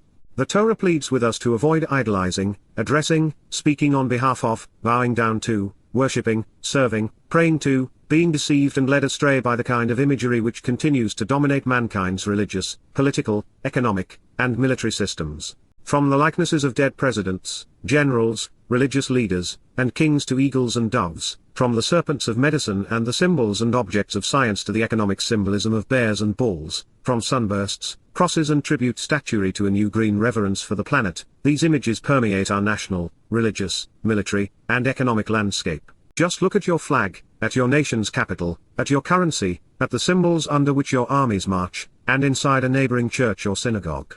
It is these very things which men and women honor and celebrate that Yahowah wants us to avoid. So now, within the purview of God's disdain for all things religious, political, and militaristic, even economic with the imposition of caste systems, let's examine Qara. It speaks of being afflicted, abused, and tested in a crucible. In the case of Qara, the Yisraelites had been separated as inferior, as if they were impure. It is the same condition Jews endured under Roman Catholicism throughout Europe and under Islam throughout the Middle East. For Christians and Muslims to replace the chosen people, the founders of both religions thought it prudent to denigrate and demean them as if they were dross to be discarded. As iron, batsal was the material from which the most menacing weapons and restrictive shackles were comprised. As such, it serves as a perfect metaphor to describe the oppressive nature of the overtly religious, political, and militant, money and power-hungry realm of the Pharaoh. He was so hard-headed and unreceptive that no amount of irrefutable information, unassailable logic, or 286 unrelenting pleas for compassion influenced him in the least. Throughout human history, we have witnessed the wealthiest, most powerful, and influential among us become especially harsh, repressive, cruel, domineering, and tyrannical. It is the nature of man when he leads civilizations and becomes political, religious, and militaristic. Because now, rather instead and by contrast, I will pass away in this realm, Anoki month bar ha eres ha zo'th, I will experience a natural death on the earth, kal participle, passing away in an illustrative manner. It is not for me, eineni, to pass over, obar, to cross and transit, kal participle, the Yarden, eth ha Yarden, the Jordan, from Yared, to descend. However, you will cross over, wa atom obar, you will pass over and transit, and inherit, wa yarash, you will become heirs and gain possession, kal perfect, that good and beautiful, productive and pleasing, land, eth ha eres ha tov ha zo'th. Dabarim, words, Deuteronomy 4:22. Much ado is made of the realization that, after enduring 40 years at Pharaoh's side, being part of the civilization of Miriam, 40 years as a shepherd in the Arabian wilderness, and then serving another 40 years as the liberator and prophet of his people, Moses was not among the 2 members of the original cast to cross the Yarden, Jordan and enter Yisrael. I suspect the reason is as simple as that he had completed the job to which he had been recruited and assigned. Second only to David, the value of the work Moses accomplished on our behalf, leading Israel away from Miriam, delivering the Torah, and shepherding God's flock ranks highest among the contributions of humankind. As one of the 2 most important people who ever lived, he, having done his job 287 to near perfection, had earned a trip home, to heaven. Herding Yisra'elites and defending them within the land would be Joshua's mission. This is one of many places where Yahowah paints the promised land as a metaphor for entering heaven. Not only is entry the result of obar, but the verb also lies at the heart of Passover, the door to life. The land is presented as tov, pleasing and good, joyous and desirable, agreeable and festive. Moreover, it comes by way of an inheritance. The children of the covenant become heirs to all our Father has to offer, which includes the entire universe. And so now, making sure we would appreciate this connection between the covenant, our inheritance, and the land, Yahowah inspired Moses to scribe. Choose to be observant, Shema, of your own free will, elect to closely examine, carefully consider, thoroughly investigate, and thoughtfully evaluate, needful imperative, on your own behalf, la atom, lest, pen, you ignore or forget, shaker, you stop being mindful of the significance and fail to respond appropriately to, kal imperfect, Yahowah, God's name transliterated as guided by his Torah, instructions on his higher, existence, your gods, Elohim atom, family-oriented covenant relationship, Adversary. The mutually binding agreement, the nurturing household promise, the relational accord, and the marriage vow based upon home and family, feminine singular, scribed in the construct form, eternally binding, connecting, and associating the berith, covenant with Yahowah, himself, which, to convey the benefits of the relationship, asher, he cut, caret, he established by way of separation, with you, im atom. Or else, you may create for yourselves, la atom, you might make on your behalf, and seek to 288 profit from, a religious image, serving as an object of worship and veneration, pazel, an icon or idol representing a god, a representation, tamuna, a likeness, form, or semblance patterned of the many things, shirl, which, because of the relationship, asher, Yahowah, the pronunciation of Yahowah, your God, Elohim atom, has instructed you against, tsawah atom, has warned you about. Dabarim, words, Deuteronomy 4:23. The religious have chosen to ignore or replace Yahowah's covenant, such that there is no remembrance of or respect for God's family. And yet, nothing is more important to yare, or for us. Instead of the relationship, God enabled on our behalf, and the world has turned against him, becoming religious instead. This next statement provides valuable insight regarding the different aspects of God's nature. This evolves into a sobering warning that Yah's response to us will be predicated upon our approach to him. For indeed, be aware, Yahowah, as directed in his Torah, teaching regarding his higher existence, your God, Elohim atom, is a nurturing and consuming, a kal, feeding and destroying, fiery light, either an enlightening and warming theophany of illumination or a burning hot conflagration.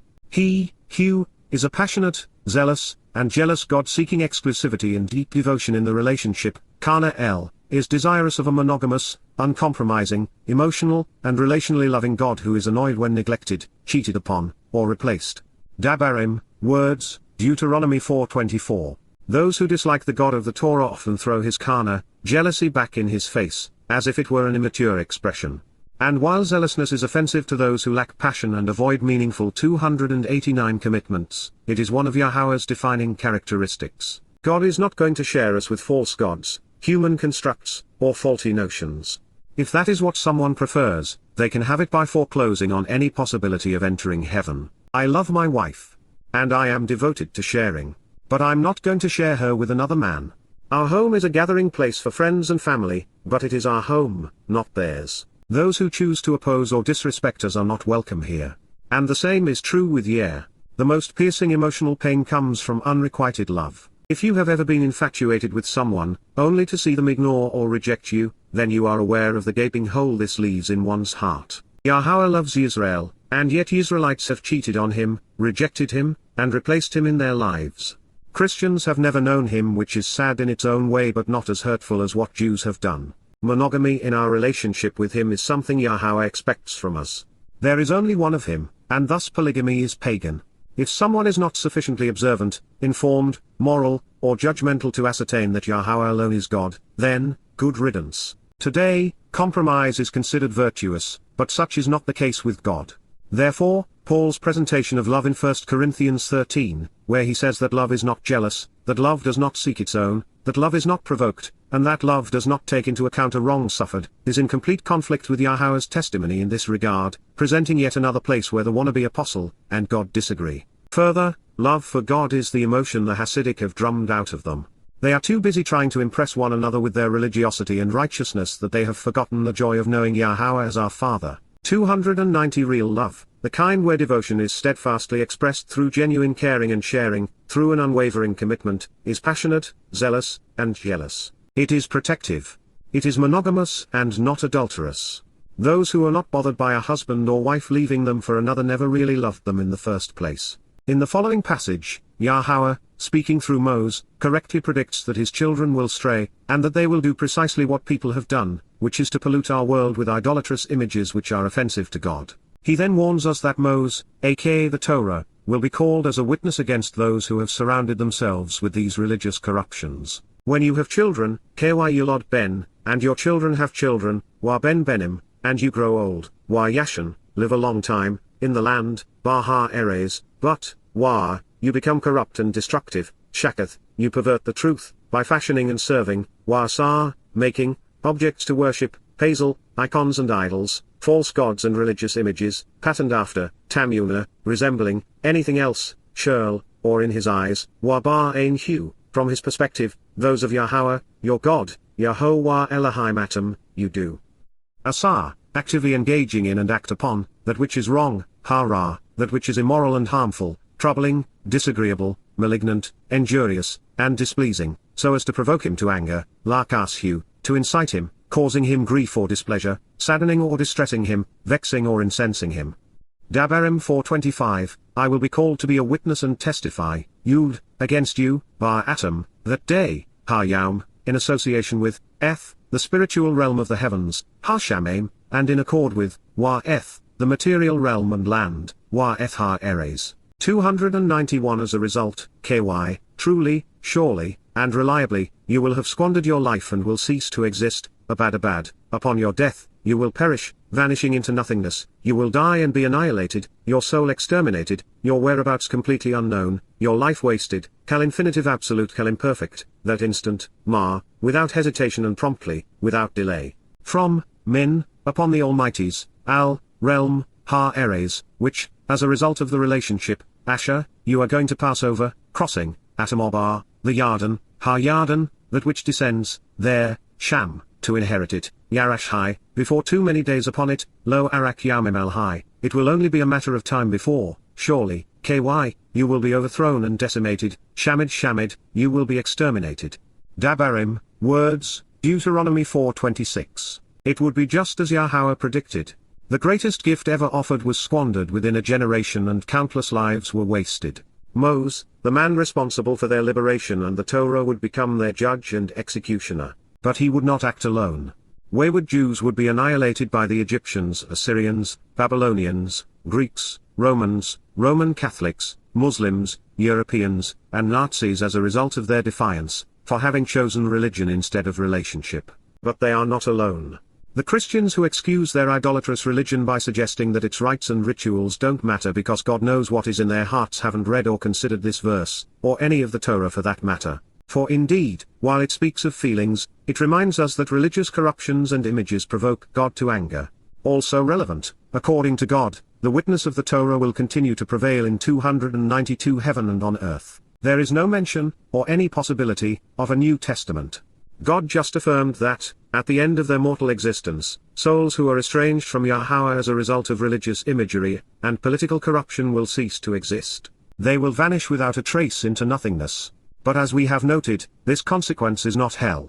It is not a penalty, nor is it a form of eternal punishment. Therefore, since there is the promise of eternal life in heaven with God for those who observe the Torah and accept the covenant, and eternal separation in Sheol for those who lead others away from this opportunity, there must be at least 3 potential outcomes awaiting human souls, not just 2 as most religions teach. The complete destruction and extermination of a soul, which is being discussed here, requires a third alternative. Yahowah continued to predict what would happen to his children as a result of their rebellion, saying that rather than living together with him, they would be scattered among the people, with only a mothsar, small and spared remnant to be counted among the Gentiles. This happened not once, but multiple times, initially courtesy of the Assyrians, then the Babylonians, and as a result of the Romans, Roman Catholics, Muslims, Europeans, and Nazis. And it was as a consequence of serving gods they, themselves, had fashioned. So, Yahowah, Yahowah, will scatter you for a while, poised atom, will disperse you for a period of time, hyphal perfect, among the peoples, amim, within the nations, such that there will be a small number of men who remain, Mitswah, so that a few people as representative individuals will be left as a remnant and be spared, albeit an insignificant quantity of males will be counted, hyphal perfect, among 293 the Goim, people of different ethnicities, Goim, non-Yisra'elites. Gentiles and nations, where, as a result of the relationship, Asher, Yahowah, written as directed by his Torah, teaching, will drive you there, Nahag eth atom sham, will lead you there and will carry you away from there, Peel imperfect. Dabarim, words, Deuteronomy 4:27. This reveals 4 things we'd be wise to consider. First, Yisraelites were disinherited because they chose to withdraw from the covenant. As a result, for a long while, they lost possession of the land and access to God. This means that their inheritance, and thus ours as children of the covenant, is conditional. To receive the benefits, we must accept the conditions. The Yisraelites, initially, and then Yahweh were driven out of the land to demonstrate this essential insight into the relationship agreement. Second, even dispossessed and scattered among other ethnicities, a remnant would remain to be called back home. They would be small in number, an insignificant quantity of people compared to other races. And indeed, that is what occurred. Jews represent 0.2% of the world's population, 15 million among 8 billion. Third, as we have witnessed within Yahowah's growing covenant family, especially among Jews, there have been and will be far more women than men returning to Yare. In the phrase Mitswah, so that a few people as representative individuals will be left as a remnant and be spared, an insignificant quantity of males will be counted among the small number who remain, moth means men. This may be a result of rabbinic Judaism, which is male-dominated and misogynist. When a woman removes herself from the control of rabbis, she is disowned by the religious, which is exactly what God desires.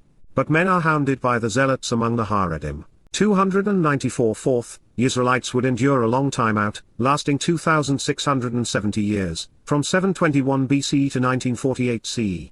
This was because they continued to reject a relationship with Yahowah, preferring to be religious. Although to be fair, this suggests, and history affirms, that countless Jews converted to Christianity, Islam, and communism to survive.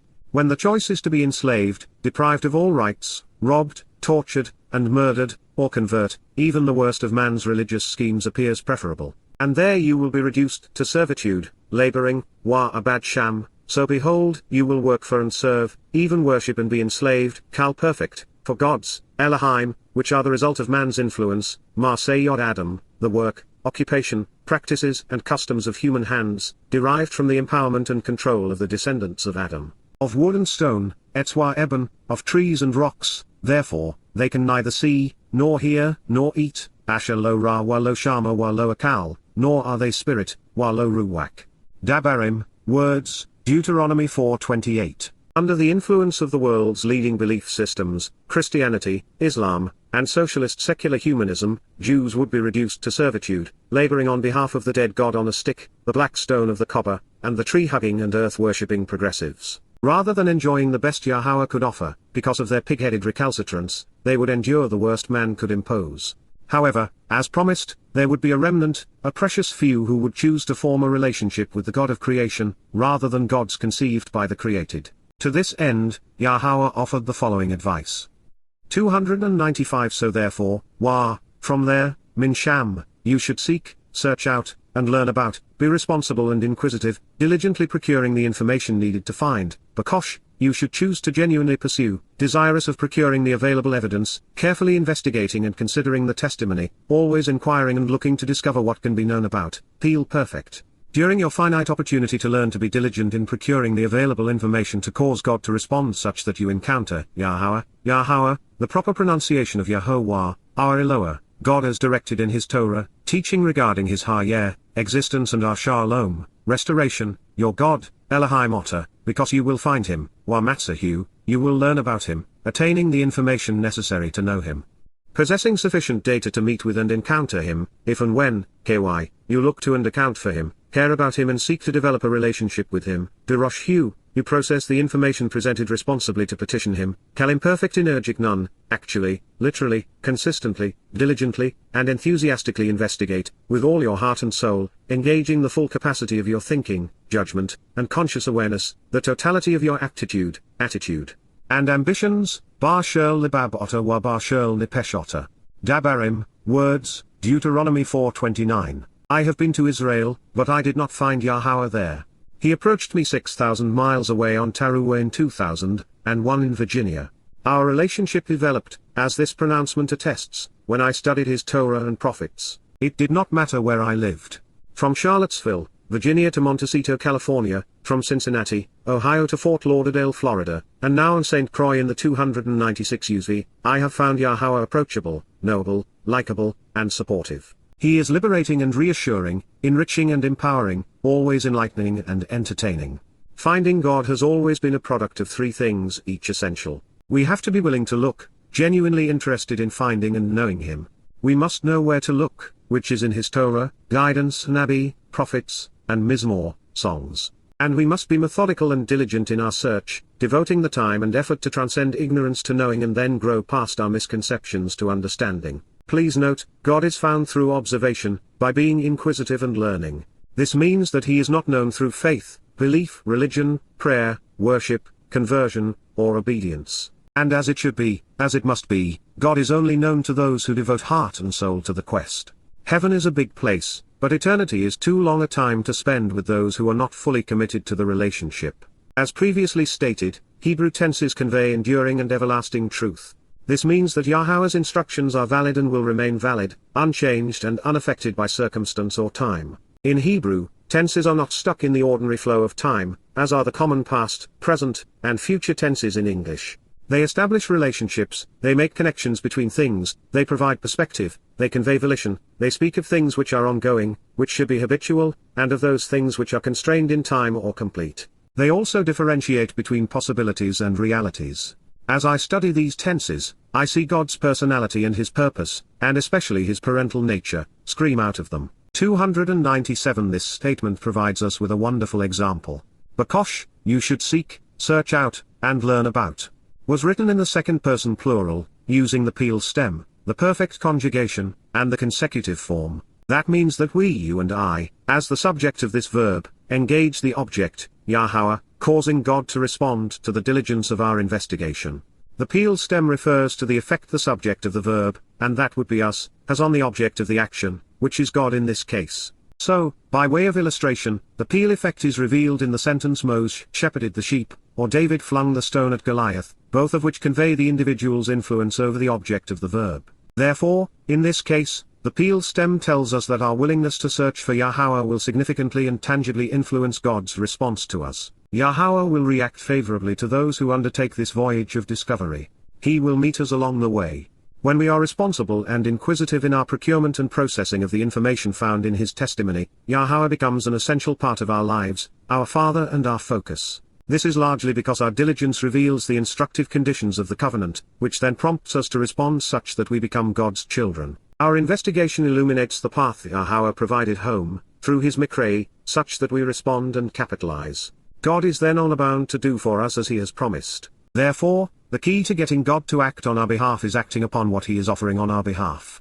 As a result, the overriding purpose of these volumes is to know what Yahowah is offering and asking in return. And that is why there are 2 volumes devoted to the Berith, covenant, and 3 to the mode Mikrei, enduring witnesses to the invitations to meet God. Additionally, Bakosh was scribed in the consecutive form which conveys volition. This means that our quest is 298, our choice. We cannot be compelled or coerced into knowing Yahowah, but, instead, must be self-motivated. Yahowah is not interested in forcing anyone to do anything, and that includes coming to know him. Bakosh conveys the scientific notion of careful observation, suggesting that we are to be diligent in the procurement of data so that we discover the truth and learn something important in the process. The verb itself conveys a sense of volition, implying that we should really want to do this, as it naturally demonstrates a strong desire to thoroughly examine and thoughtfully consider the evidence which has been made available to us regarding Yahowah. It is also telling that, in addition to Bakosh, Yahowah interjected a second, similar term into this pronouncement. Diroshu conveys, look to and account for him, care sufficiently about him to strive to develop a relationship with him. With Diroshu, we are invited to process the information presented about him responsibly so that we can petition him through consistent, diligent, and enthusiastic investigation. Not only did Moses select a different word for seek, Dirosh, to account for and care about while seeking to develop a relationship with, rather than repeating Bakosh, he also changed the stem from peel to kal and the conjugation from the perfect to imperfect. The reason behind these choices is illustrated by the fact that the kal stem serves to establish a genuine relationship between the subject, you, through the action of the verb which is to responsibly petition, and the object, who is God. That is to say, the process of seeking to develop a relationship with God will have an influence on the resulting relationship with Yahowah. Further, the kal stem is used to reinforce something which is genuine and real, further shaping the nature of this quest. 299 The imperfect conjugation in conjunction with Dirosh speaks of the unfolding and ongoing nature of the search, suggesting that it should become constant and habitual. But more than this, the imperfect reveals the fact that our search will produce ongoing results which will endure throughout time.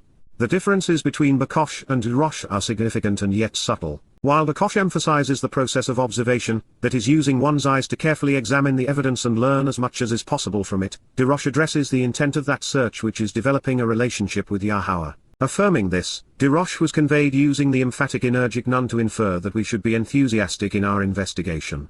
Since actively and sincerely seeking, consistently and persistently searching, diligently and thoroughly observing the information Yahowah has made available to us requires effort on our part, some might protest that such diligence infers that salvation is no longer free, that it requires us to do something to earn it. But what is missing here is that the object of this search isn't salvation but is, instead, coming to know Yahowah and participating in his Berith, covenant family, and engaging in any relationship, and most especially the covenant, requires both parties to be actively involved. In Christendom, there is this misconception that the objective is to be saved and that the result of salvation is a relationship with God. But in fact, it is just the opposite. The goal according to Yahowah is for us to participate in and benefit from his covenant after we come to know him. Moreover, his invitations to be called out and meet provide the means to our redemption and reconciliation and thereby provide the means to salvation. The purpose of the covenant is to do things together, learning being among them, so it is all about both parties 300 being actively engaged in the relationship. Whereas in the case of our salvation, Yahowah does all the work, so our only requirement is to demonstrate our reliance by walking along the path he has provided. One of the many ways Yahowah tells us that the Torah is for everyone, no matter where or when we live, is through prophetic statements like the one we are going to consider next. It speaks of a time 3,478 years distant from those listening to Moses. By being observant, carefully considering the countless clues Yahowah has provided in his Torah, and by thoughtfully processing this information through Yahowah's 6+1 formula, it becomes obvious that the time of Zara, trouble and tribulation during the Akareth HaYaumim, last of days will commence between the fall of 2026 and 2030, most likely in 2029, 3 to 7 years prior to Yahowah's return on Yom Kipurym, the Day of Reconciliations in 2033, year 6000 year. It is then that the children of Yisra'el, amidst the distress of the time of Jacob's troubles, will return to God and be reconciled unto him. If you are a Yisraelite or Yahwud, these words were written for you. As you approach during the period of troubling oppression and restrictions, Bar Hazara La Otter, concerning the turmoil, anguish, and tribulation imposed upon you by your enemies wherein you are confined and besieged, afflicted and anguished attempting to draw near, hampered and harassed by adversaries while in dire straits, when, all of, Shirl, these specific words, Hadabarim Ha'aleh, the things included in this particular accounting of the testimony and message, find you, Matzah. They meet up with and encounter you such that they are uncovered and presented in a manner sufficient for you, Kal perfect, in, Bar, during, the last, Akereth, the distant 301 future and final, in the end during the period of reward for the remnant, from a char, after and without delay or hesitation, of days, ha-yaumim, then, you will return, shub, you will turn to by changing your direction. Coming back to and being restored and are reconciled, perfect, literally return at that moment and be restored, to Yahowah, an accurate presentation of the name of Eloah, God as guided by his Torah, instructions regarding his higher existence, your God, Elohim Otter, forevermore as a result of the enduring witness and restoring testimony, eternally as a result of the evidence which has been presented, and by actually listening to his voice at that time, Washama by Kalhu, and by genuinely hearing him speak at that moment, perfect. Dabarim, words, Deuteronomy 4:30. The time of Yaakov's Zara, Israel's troubles will soon be upon us. And to a significant degree, as I write these words in the summer of 2023, it has already begun. Antisemitism is running rampant, and unchecked throughout the world, spilling out of the Islamic Middle East to Europe and beyond. And it is especially prevalent among progressives in universities and, thus, on the rise among the more impressionable and less experienced youth. The Biden administration has reversed Trump's overtures and taken up where Obama left off in pursuit of Israel's demise through the imposition of the two-state solution. Iran will develop nuclear weapons under his watch, and Hezbollah, Hamas, and the PLO will continue to plague the chosen people, all while the liberal left blames the victims for this terrorist onslaught. Never in the history of human events has a nation been so viciously criticized and sanctioned for building homes and defending itself from terrorists. 302 Fortunately, the light will shine its brightest, and the relationship will be the most revered, when things appear the darkest and the anguish is the greatest. And be forewarned, things are about to get much worse. After the imposition of the two-state solution, Islamic terrorists will flood into Israel such that there will not be enough bullets to stop them. It will only be through God's personal intervention that the nation will be spared. But the respite will be short-lived because communist China will pick up where they left off. It will get so bad that only Yahweh's return with David will be sufficient to save the nation and restore his relationship with Yisrael. The words Moses wrote circa 1448 BCE have been available to Yisraelites for more than 3,460 years, and yet according to the prophets, particularly Yeshaya, Isaiah, prior to Yada Yahowah, there wasn't a single Yahweh who had returned to Yare.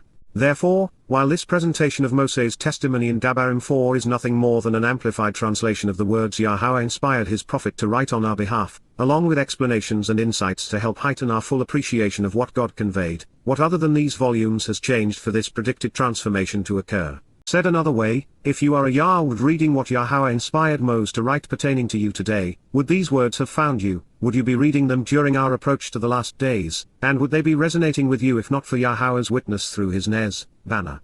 If the prophet was alluding to these translations when writing Ha Dabarim Ha-Alei, these specific words presented in the most recognized language on earth, the language understood by more Jews than Hebrew, are you going to capitalize upon what you are reading to return to Yahweh? Are you ready to restore your relationship with him? It is, after all, the express intent of Yahweh's 303 enduring witness and restoring testimony to bring his family back into fellowship. While many will remain stubbornly self-reliant and will wander aimlessly until the last possible moment to recognize, embrace, and rely upon God, we do not have to wait to enjoy his company. Truthfully, surely and reliably, Yahweh, a transliteration of Yahowah as instructed in his Torah, teaching regarding his higher existence, your God, Elohim Otter, is a merciful and compassionate, Rachum, forgiving, from Rachum, loving and loyal, affectionate and kind, God, El. He will not relent or abandon you, Lo Rapha Otter, he will not be slack in his work or leave you alone, Hyphal imperfect Jussiv, it is God's desire to engage with you so that you are accompanied by him forevermore. He will not allow you to be destroyed, while Lo Shakath Otter, he will not allow the corrupt to ruin you, Hyphal imperfect. Additionally, he will not overlook or fail to respond to, while Lo Shakik, he will not forget, ignore, or slight the significance of, allow to wither, or cease to care deeply about, and he will not leave, Kal imperfect, the familial covenant relationship, Ethperith, the nurturing relational agreement, binding promise, solemn oath, and mutual alliance and pledge based upon a marriage vow and home which fosters and encourages growth, singular, with your fathers, Ab Otter, which, to provide the benefits of the relationship, Asher, he promised them, Shaba Lahem, he swore as a solemn oath to them, and he affirmed as being truthful, and reliable for them. Dabarim, words, Deuteronomy 4:31. In the end, it all comes down to God and his commitment to his covenant. So long as we persistently 304 listen to what he has told us, and consistently respond, so long as we pay no attention to those who try to change what he has promised, then we can count on God to do everything necessary to embrace us. And that is the good news. But here is the bad news for those of you who are religious. There is only one covenant and God cares deeply about it. He isn't about to ignore it, to overlook it, to forget it, to allow it to wither or fade away. He will not exchange it for something else, something new, something different. There never was, and there never will be a new covenant, but rest assured, the covenant will be renewed in accordance with Yahweh's testimony in Yirmiyah, Jeremiah 31:31-34, a passage we have and will continue to examine very closely. Moreover, in spite of what the rabbis protest, this covenant is with Yahweh, not Judaism. If you want to be part of Yahweh's family, if you want to engage in a relationship with him, listen to his voice as it is recorded in his Torah, and God will honor the promises he has made therein. There is no chance whatsoever that God made these assertions only to renege on them. With the covenant, we become immortal, perfected, adopted, enriched, and empowered. Regarding these benefits, Moses asks. So, please consider, Ky shall nah. Now I ask you to contemplate and actually inquire about the initial days, in the beginning, la yaumim rishon, which occurred long before you existed, asher haya la panota, since the day, la min ha yaum, that God created Adam, asher bara Elohim Adam, which, for a beneficial relationship, the Almighty formed and fashioned man, upon the earth, al ha eres.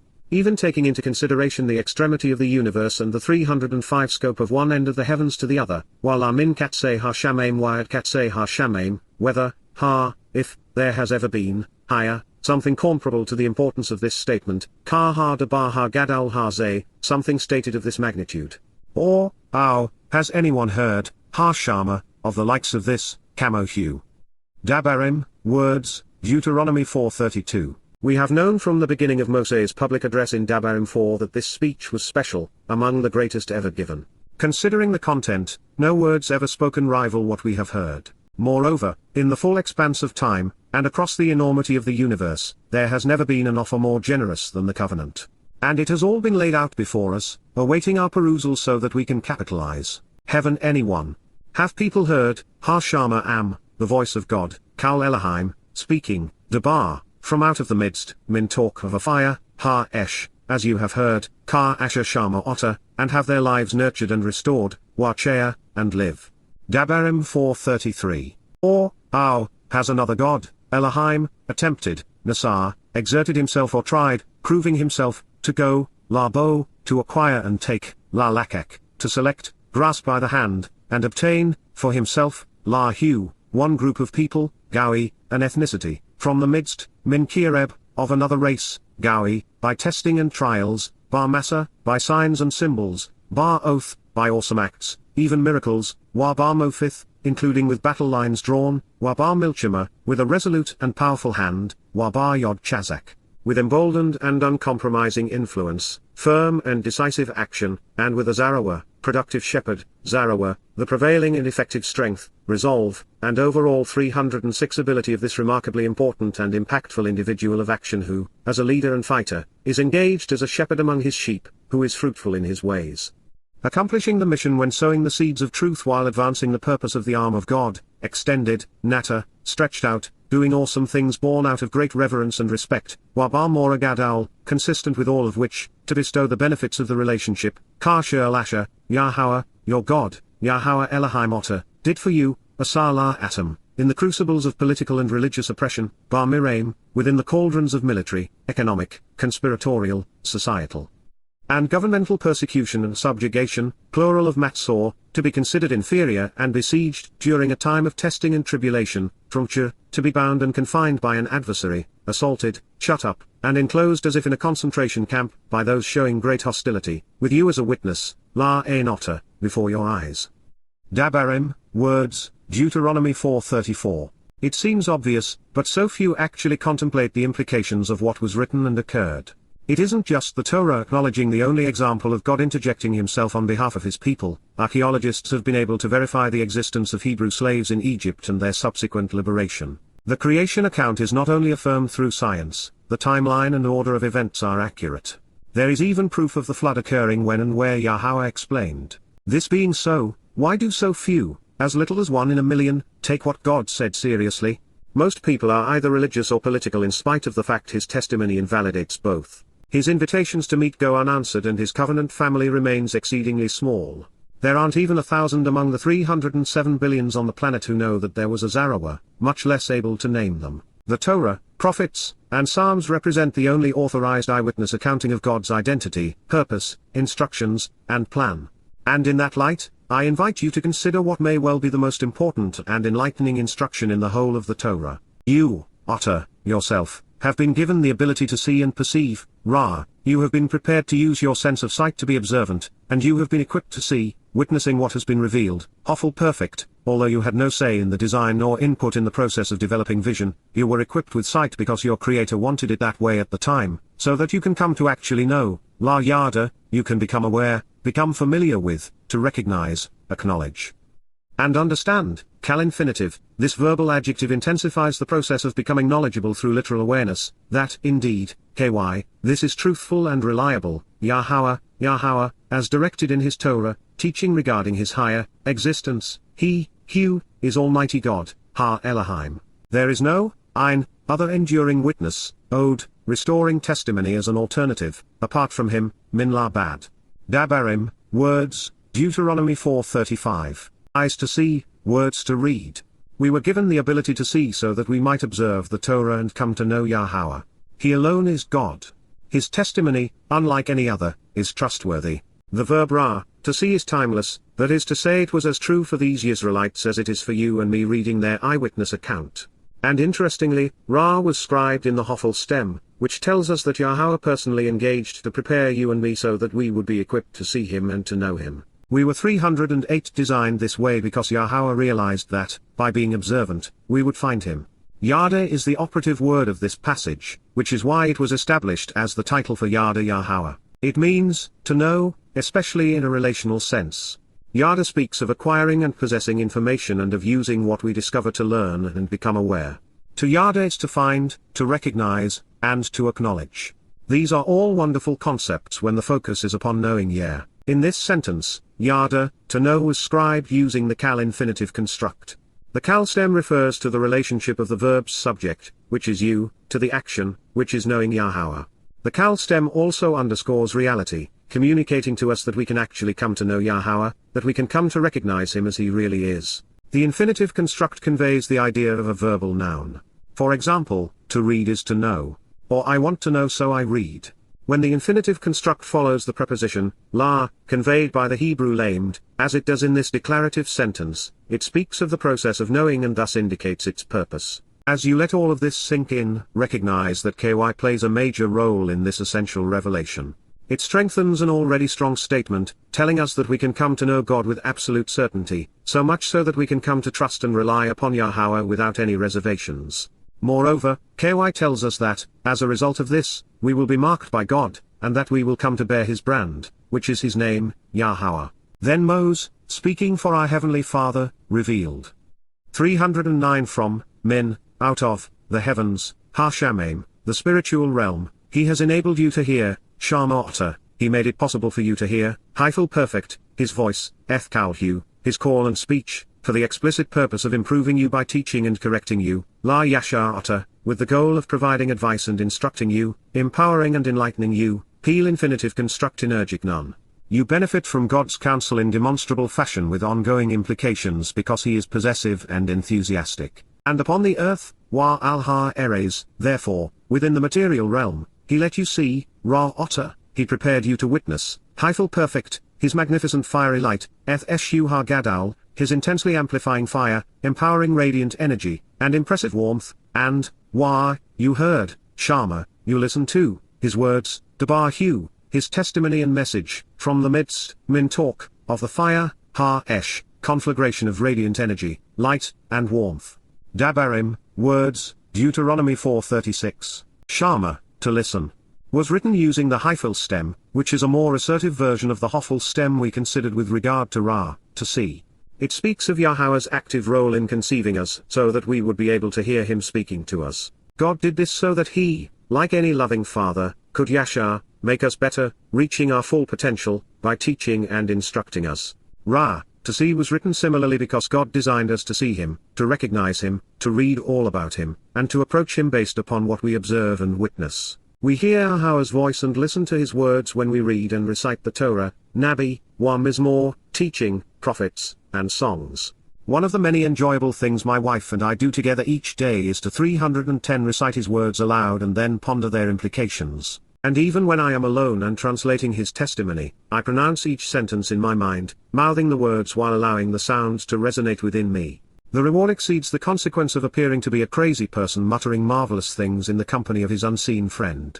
Yahowah's covenant is personal, it is important, and it is the motivation for everything God has done for us. Because of his underlying love, Wataketh Kyahap, so indeed, undergirding his close friendship and affectionate relationship, Kal perfect, for your fathers Ethabota, he has chosen to favor, Vasha, he has selected and preferred, showing special concern for, Kal imperfect, their descendants, Bar Zerahu, their seed and offspring along with what they have sown, without hesitation after them, Achahu. And so, Wah, he descended to serve you, withdrawing you, and leading you, Yatsoata, he has extended himself to remove you and then bring you, Hyphal imperfect, into his presence, Bar Panahu, through his appearance, by way of his tremendous capacity to empower and magnify, Bar Kochu Gadal, through his means to produce something exceedingly important, distinguished, amplified, capable, and verbal, as part of being taken away from, out of, the crucibles of political and religious oppression, Miraim.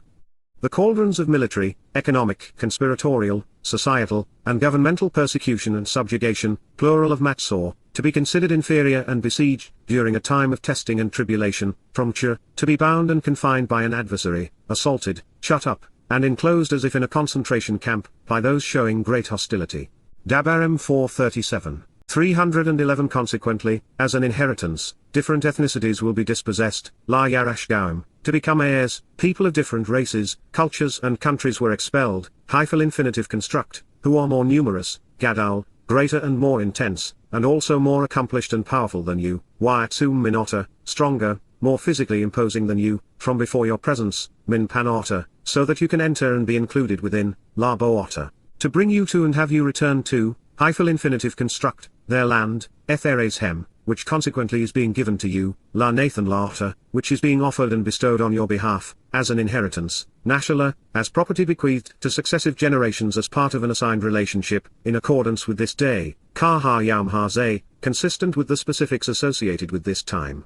Dabarim 4:38. Accordingly, Wah, you should acknowledge and make known, even understand, Yada, cognitively, you should be knowledgeable about and familiar with, perceive, distinguish, recognize, and be aware of, care about and experience, Kal perfect, this day, Ha Yaum, and you should change and return, Shub, you should bring back, Hyphal perfect, your heart, thinking, and ambitions, La Libabota, your approach to exercising good judgment regarding your inclinations and motivations, because, indeed, KY, truthfully and reliably.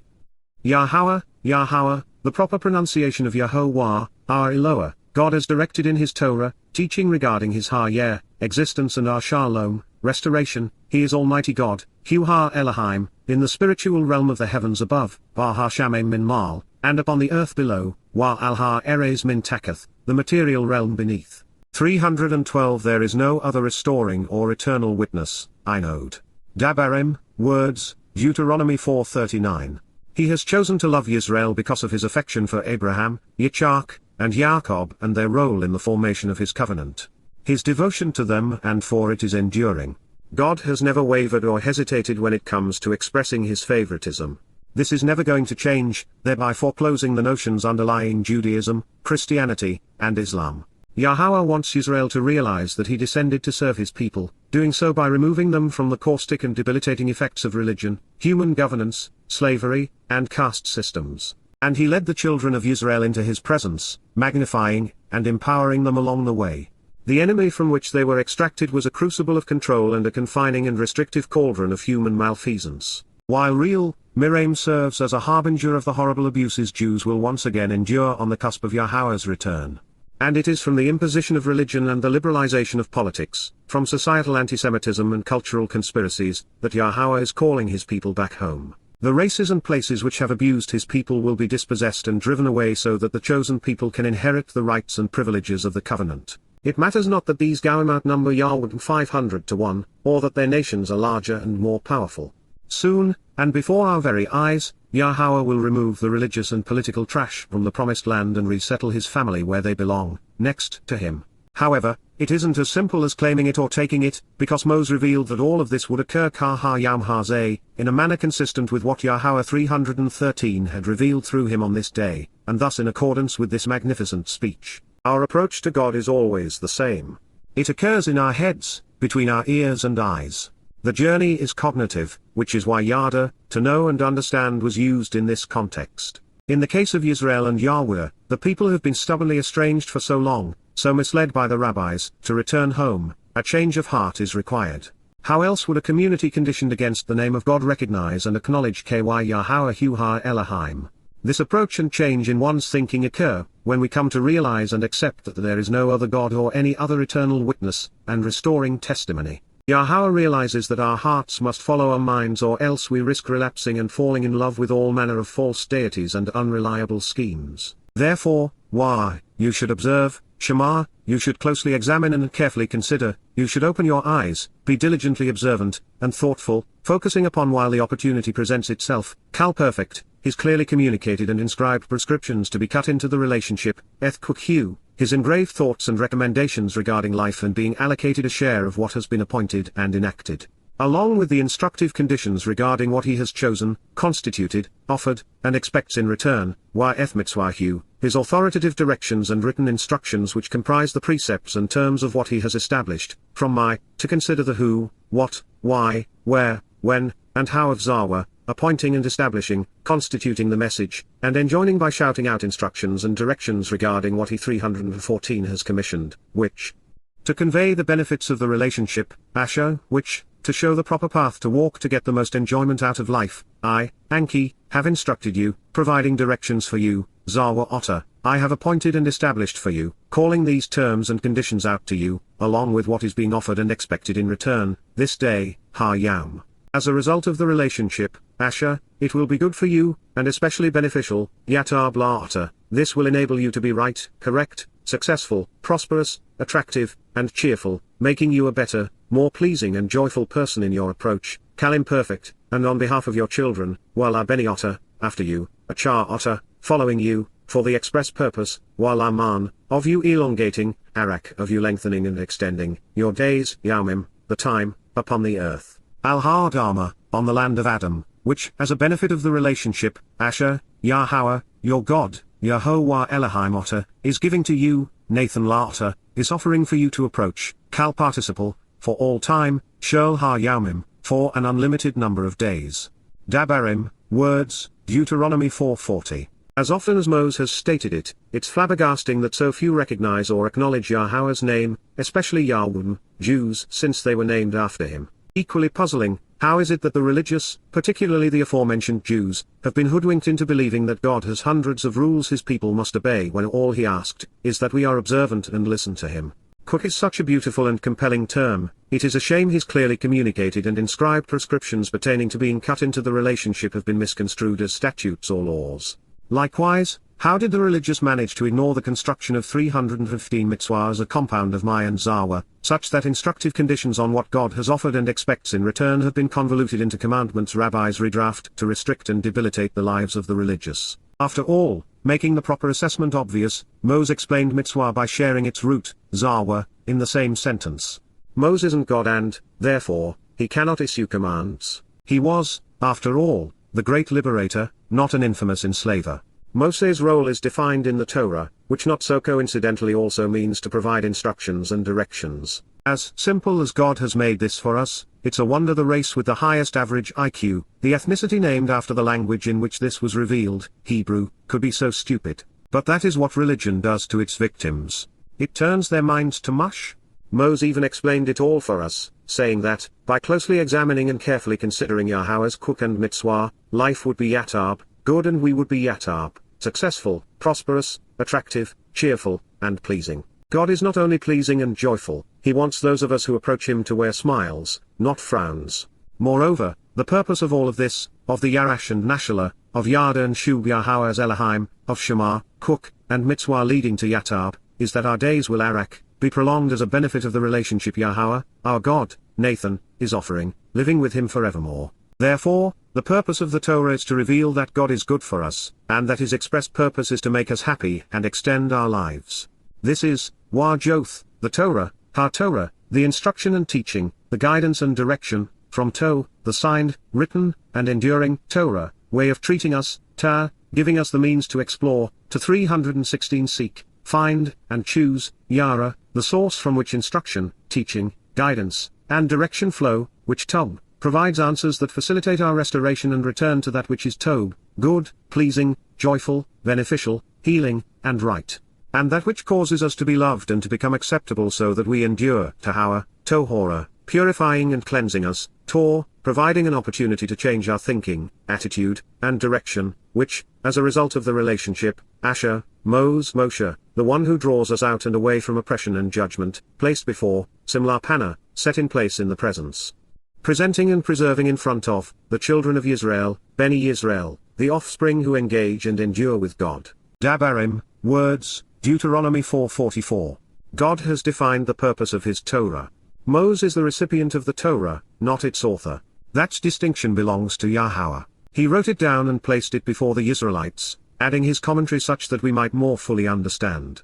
Moses was hesitant, albeit willing, to do as God had asked, and we are the beneficiaries.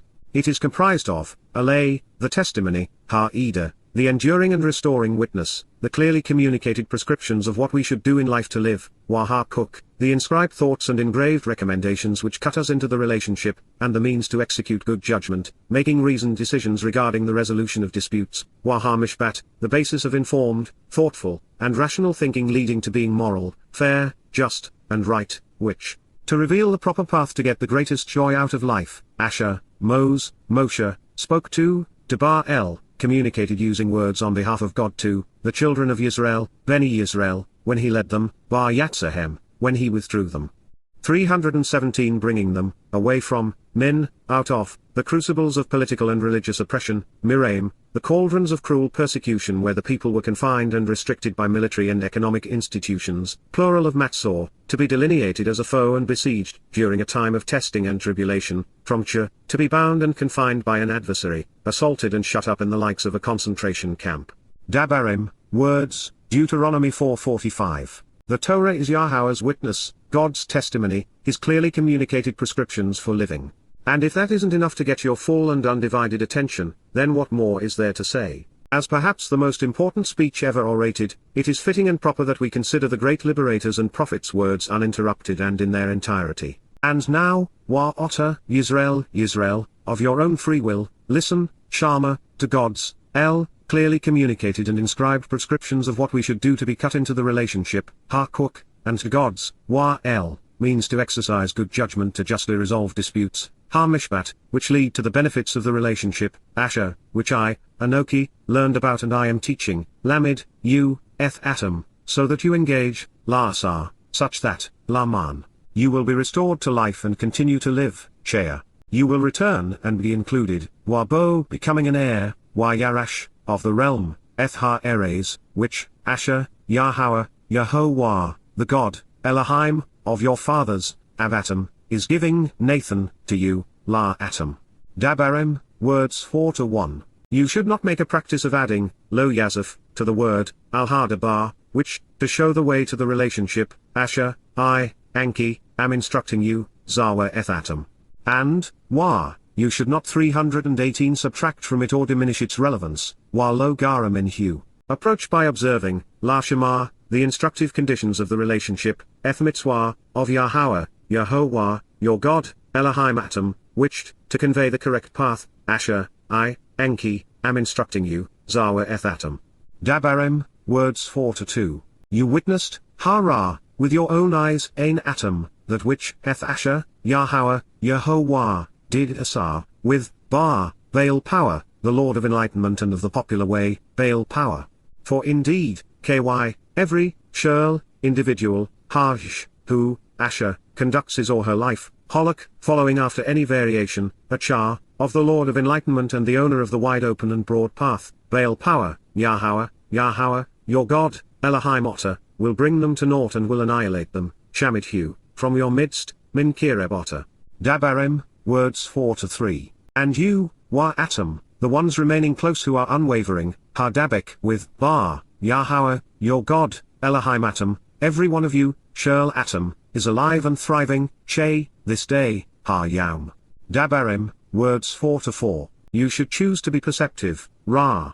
I learned and then taught you, Lamedeth atom, the clearly communicated and inscribed prescriptions of what we should do in life to live and to be allocated a share of the relationship, Choq, along with the way to make sound decisions, especially regarding the means to resolve disputes, Wa Mishpat. This was in the manner in which, Ka Asher, Yahowah, my God, Elohim Eni, instructed me, Zawa Eni, to engage accordingly, La Sarken, in 319 the innermost part, Bar Kireb, of the realm, Ha Eres, which, as a result of the relationship, Asher, you are entering, Atom Bosham, as an inheritance, La Yarashai.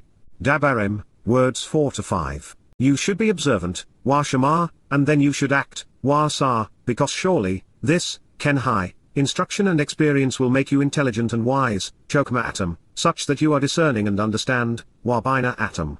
Consequently, the family will perceive, La Ein Ha Am, the benefits of the relationship, Asher, as they consistently and ardently listen, Shama, to all of these clearly communicated thoughts and prescriptions regarding everything that should be done to get the most out of life, including being cut into the relationship and receiving a share of the inscribed allotment, Eth Shirl Ha Kvim Ha Lay. And then, they will say, Wa Ma, this family, Am, is uniquely and especially, Rak, prudent, intelligent, learned, and wise, educated and competent, Chakam.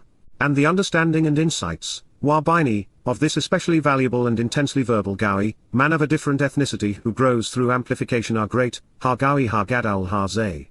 Dabarim, words 4-6. By comparison, KY, where is there, a person from a different race and place, Gawi, whose voice is as loud or whose message regarding the benefits of the relationship is as extensive or intense, Gadal Asher, as is concerning the imminent approach of God and developing a close, personal relationship with him, Lahu Elohim Karob Elhu. As a result, Ka, Yahowah, our God, Elohim Anaknu, is with every one of us, Bar Shirl Anaknu, who call upon him, Qara Elhu. Dabarim 4-7. 320 and, Wa, where is there, who else has, a non-Yisraelite, Gawi, whose voice will be as loud or whose amplifications regarding the benefits of the relationship will be as extensive, Gadal Asher, regarding his clearly communicated and inscribed prescriptions of what we should do in life to live, Lahu Choq, so that we can exercise good judgment regarding the means resolve disputes and make sound decisions, Wa Mishpat, pertaining to being right about vindication, Zadik, such that it is consistent with, Ka, every aspect, Shirl, of this Torah, guidance, Ha Torah Ha Joth, which, to show the way to get the most out of life, Asher, I am providing and placing, Anoki Nathan, before you, La Pana Atom, this day, Ha Yaum. Dabarim, words 4-8. Exclusively without exception, Rak, be observant, Shema, as your goal, La Otter. And choose to pay very close attention to your soul, Wa Shema Nipesh Otter Maud, lest you forget or overlook, misappropriate or dismiss, Pen Shaker, the words, Eth Ha Dabarim, which you have seen with your eyes, Asher Ra Ein Otter. Otherwise, Wa Pen, they will depart and be removed, Sur, from your heart and thinking, Min Lab Otter, the rest of your life, Shirl Yaum Che Otter. Make them known, revealing them, Wa Yada Hem, reveal them, to your children and to your children's children, La Ben Otter Wa La Ben Ben Otter.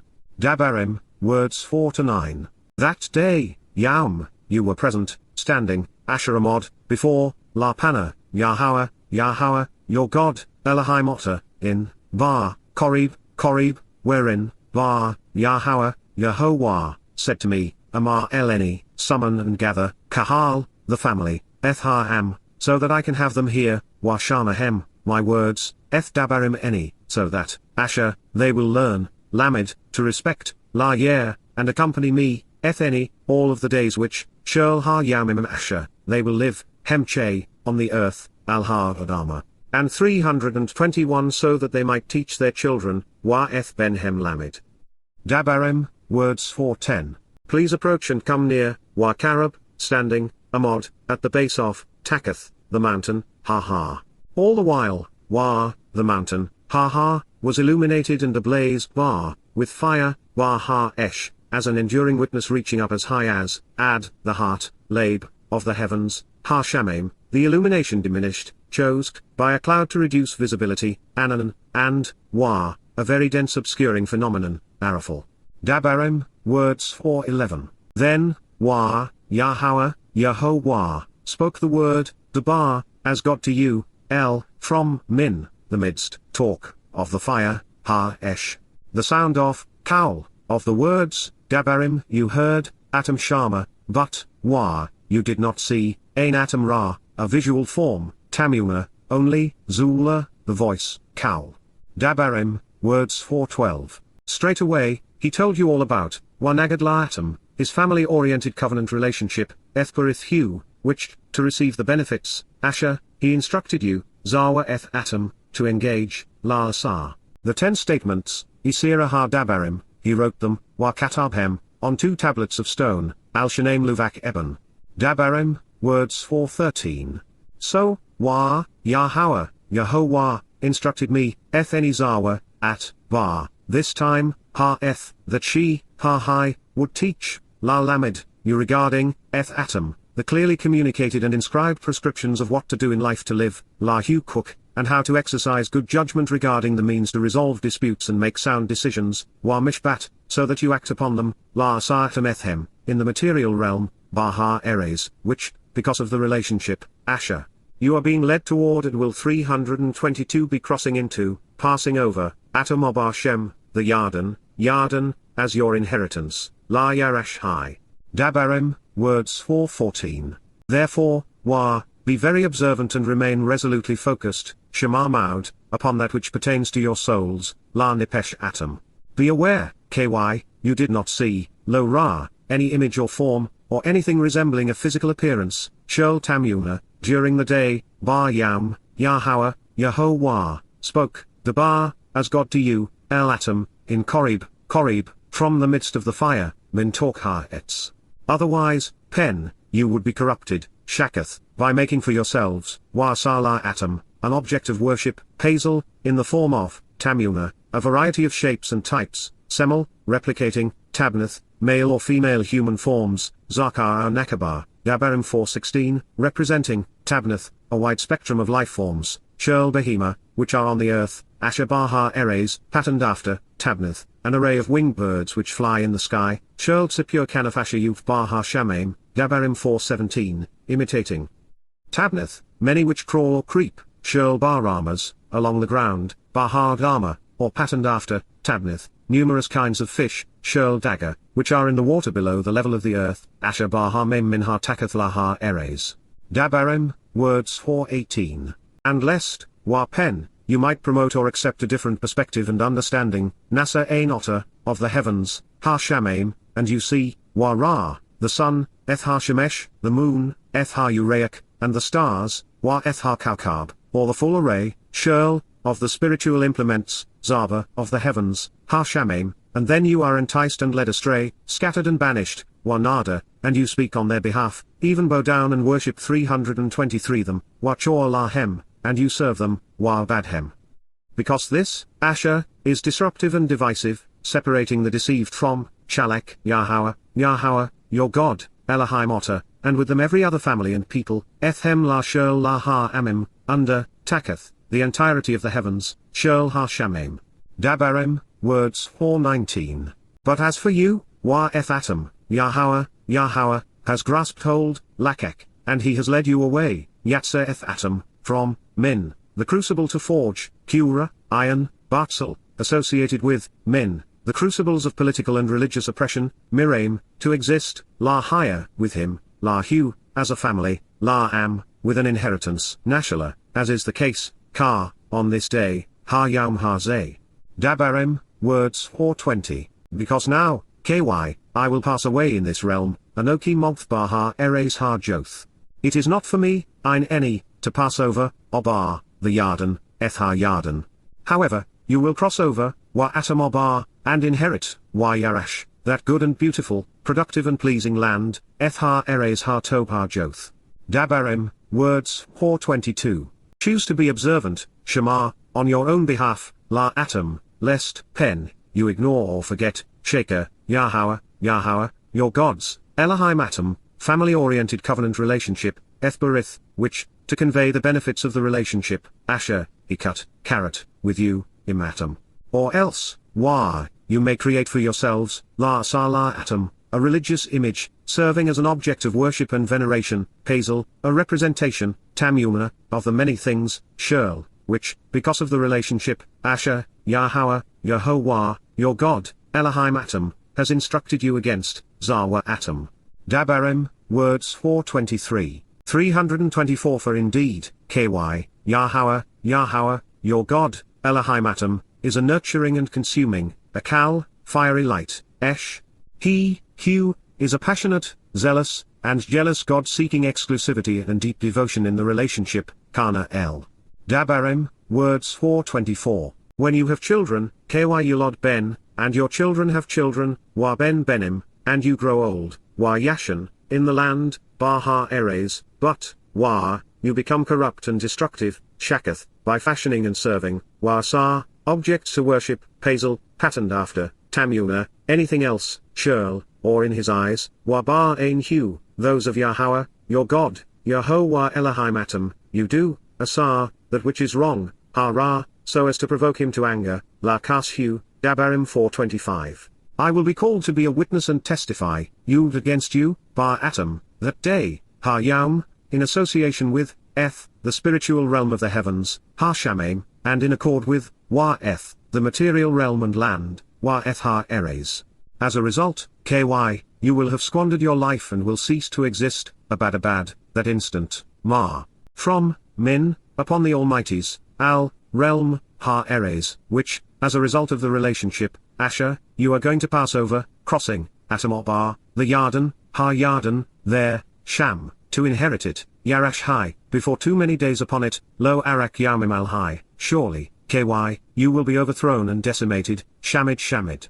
Dabarim 426. So Yahowah, will scatter you for a while, pools eth atom, among the peoples, Baha Amim, such that there will be a small number of men who remain, Washamoth Misfah, among the Gawim, people of different ethnicities, Gawim, where, as a result of the relationship, Asher, Yahowah, 325 will drive you, Nahag eth atom sham.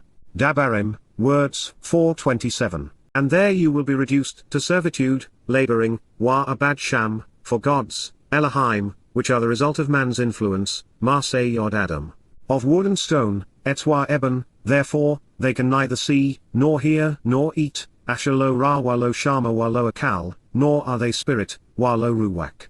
Dabarim, words 428. So therefore, from there min sham, you should seek, search out, and learn about, be responsible and inquisitive, diligently procuring the information needed to find, Bakosh, Yahowah, your God, Elohim Otter, because you will find him, Wamatzahu, if and when, you look to and account for him, care about him and seek to develop a relationship with him, Diroshu, with all your heart and soul, engaging the full capacity of your thinking and conscious awareness. Bar Shirl Libab Otter wa Bar Shirl Nipesh Otter. Dabarim, words 429. As you approach during the period of troubling oppression and restrictions, Bar Hazar Allah Otter, when, all of, Shirl, these specific words, Dabarim Ha'alei, find you, Mitswah Otter, in, the last, Kareth, of days, Ha-Yaumim, then, you will return, Shu, to Yahowah, your God, Elohim Otter, forevermore as a result of the enduring witness and restoring testimony, and by actually listening to his voice at that time, Washama by Kalhu. Dabarim, words 430. Truthfully, Yahowah, your God, Elohim Otter, is a merciful and compassionate, Rachum, God, El. He will not relent or abandon you, Lo Rapha Otter. He will not allow you to be destroyed, Lo Shakath Otter. And, he will not overlook 326 or fail to respond to, Lo Shakik, the familial covenant relationship, Bethberith, with your fathers, Abotter, which, to provide the benefits of the relationship, Asher, he promised them, Shabalahem.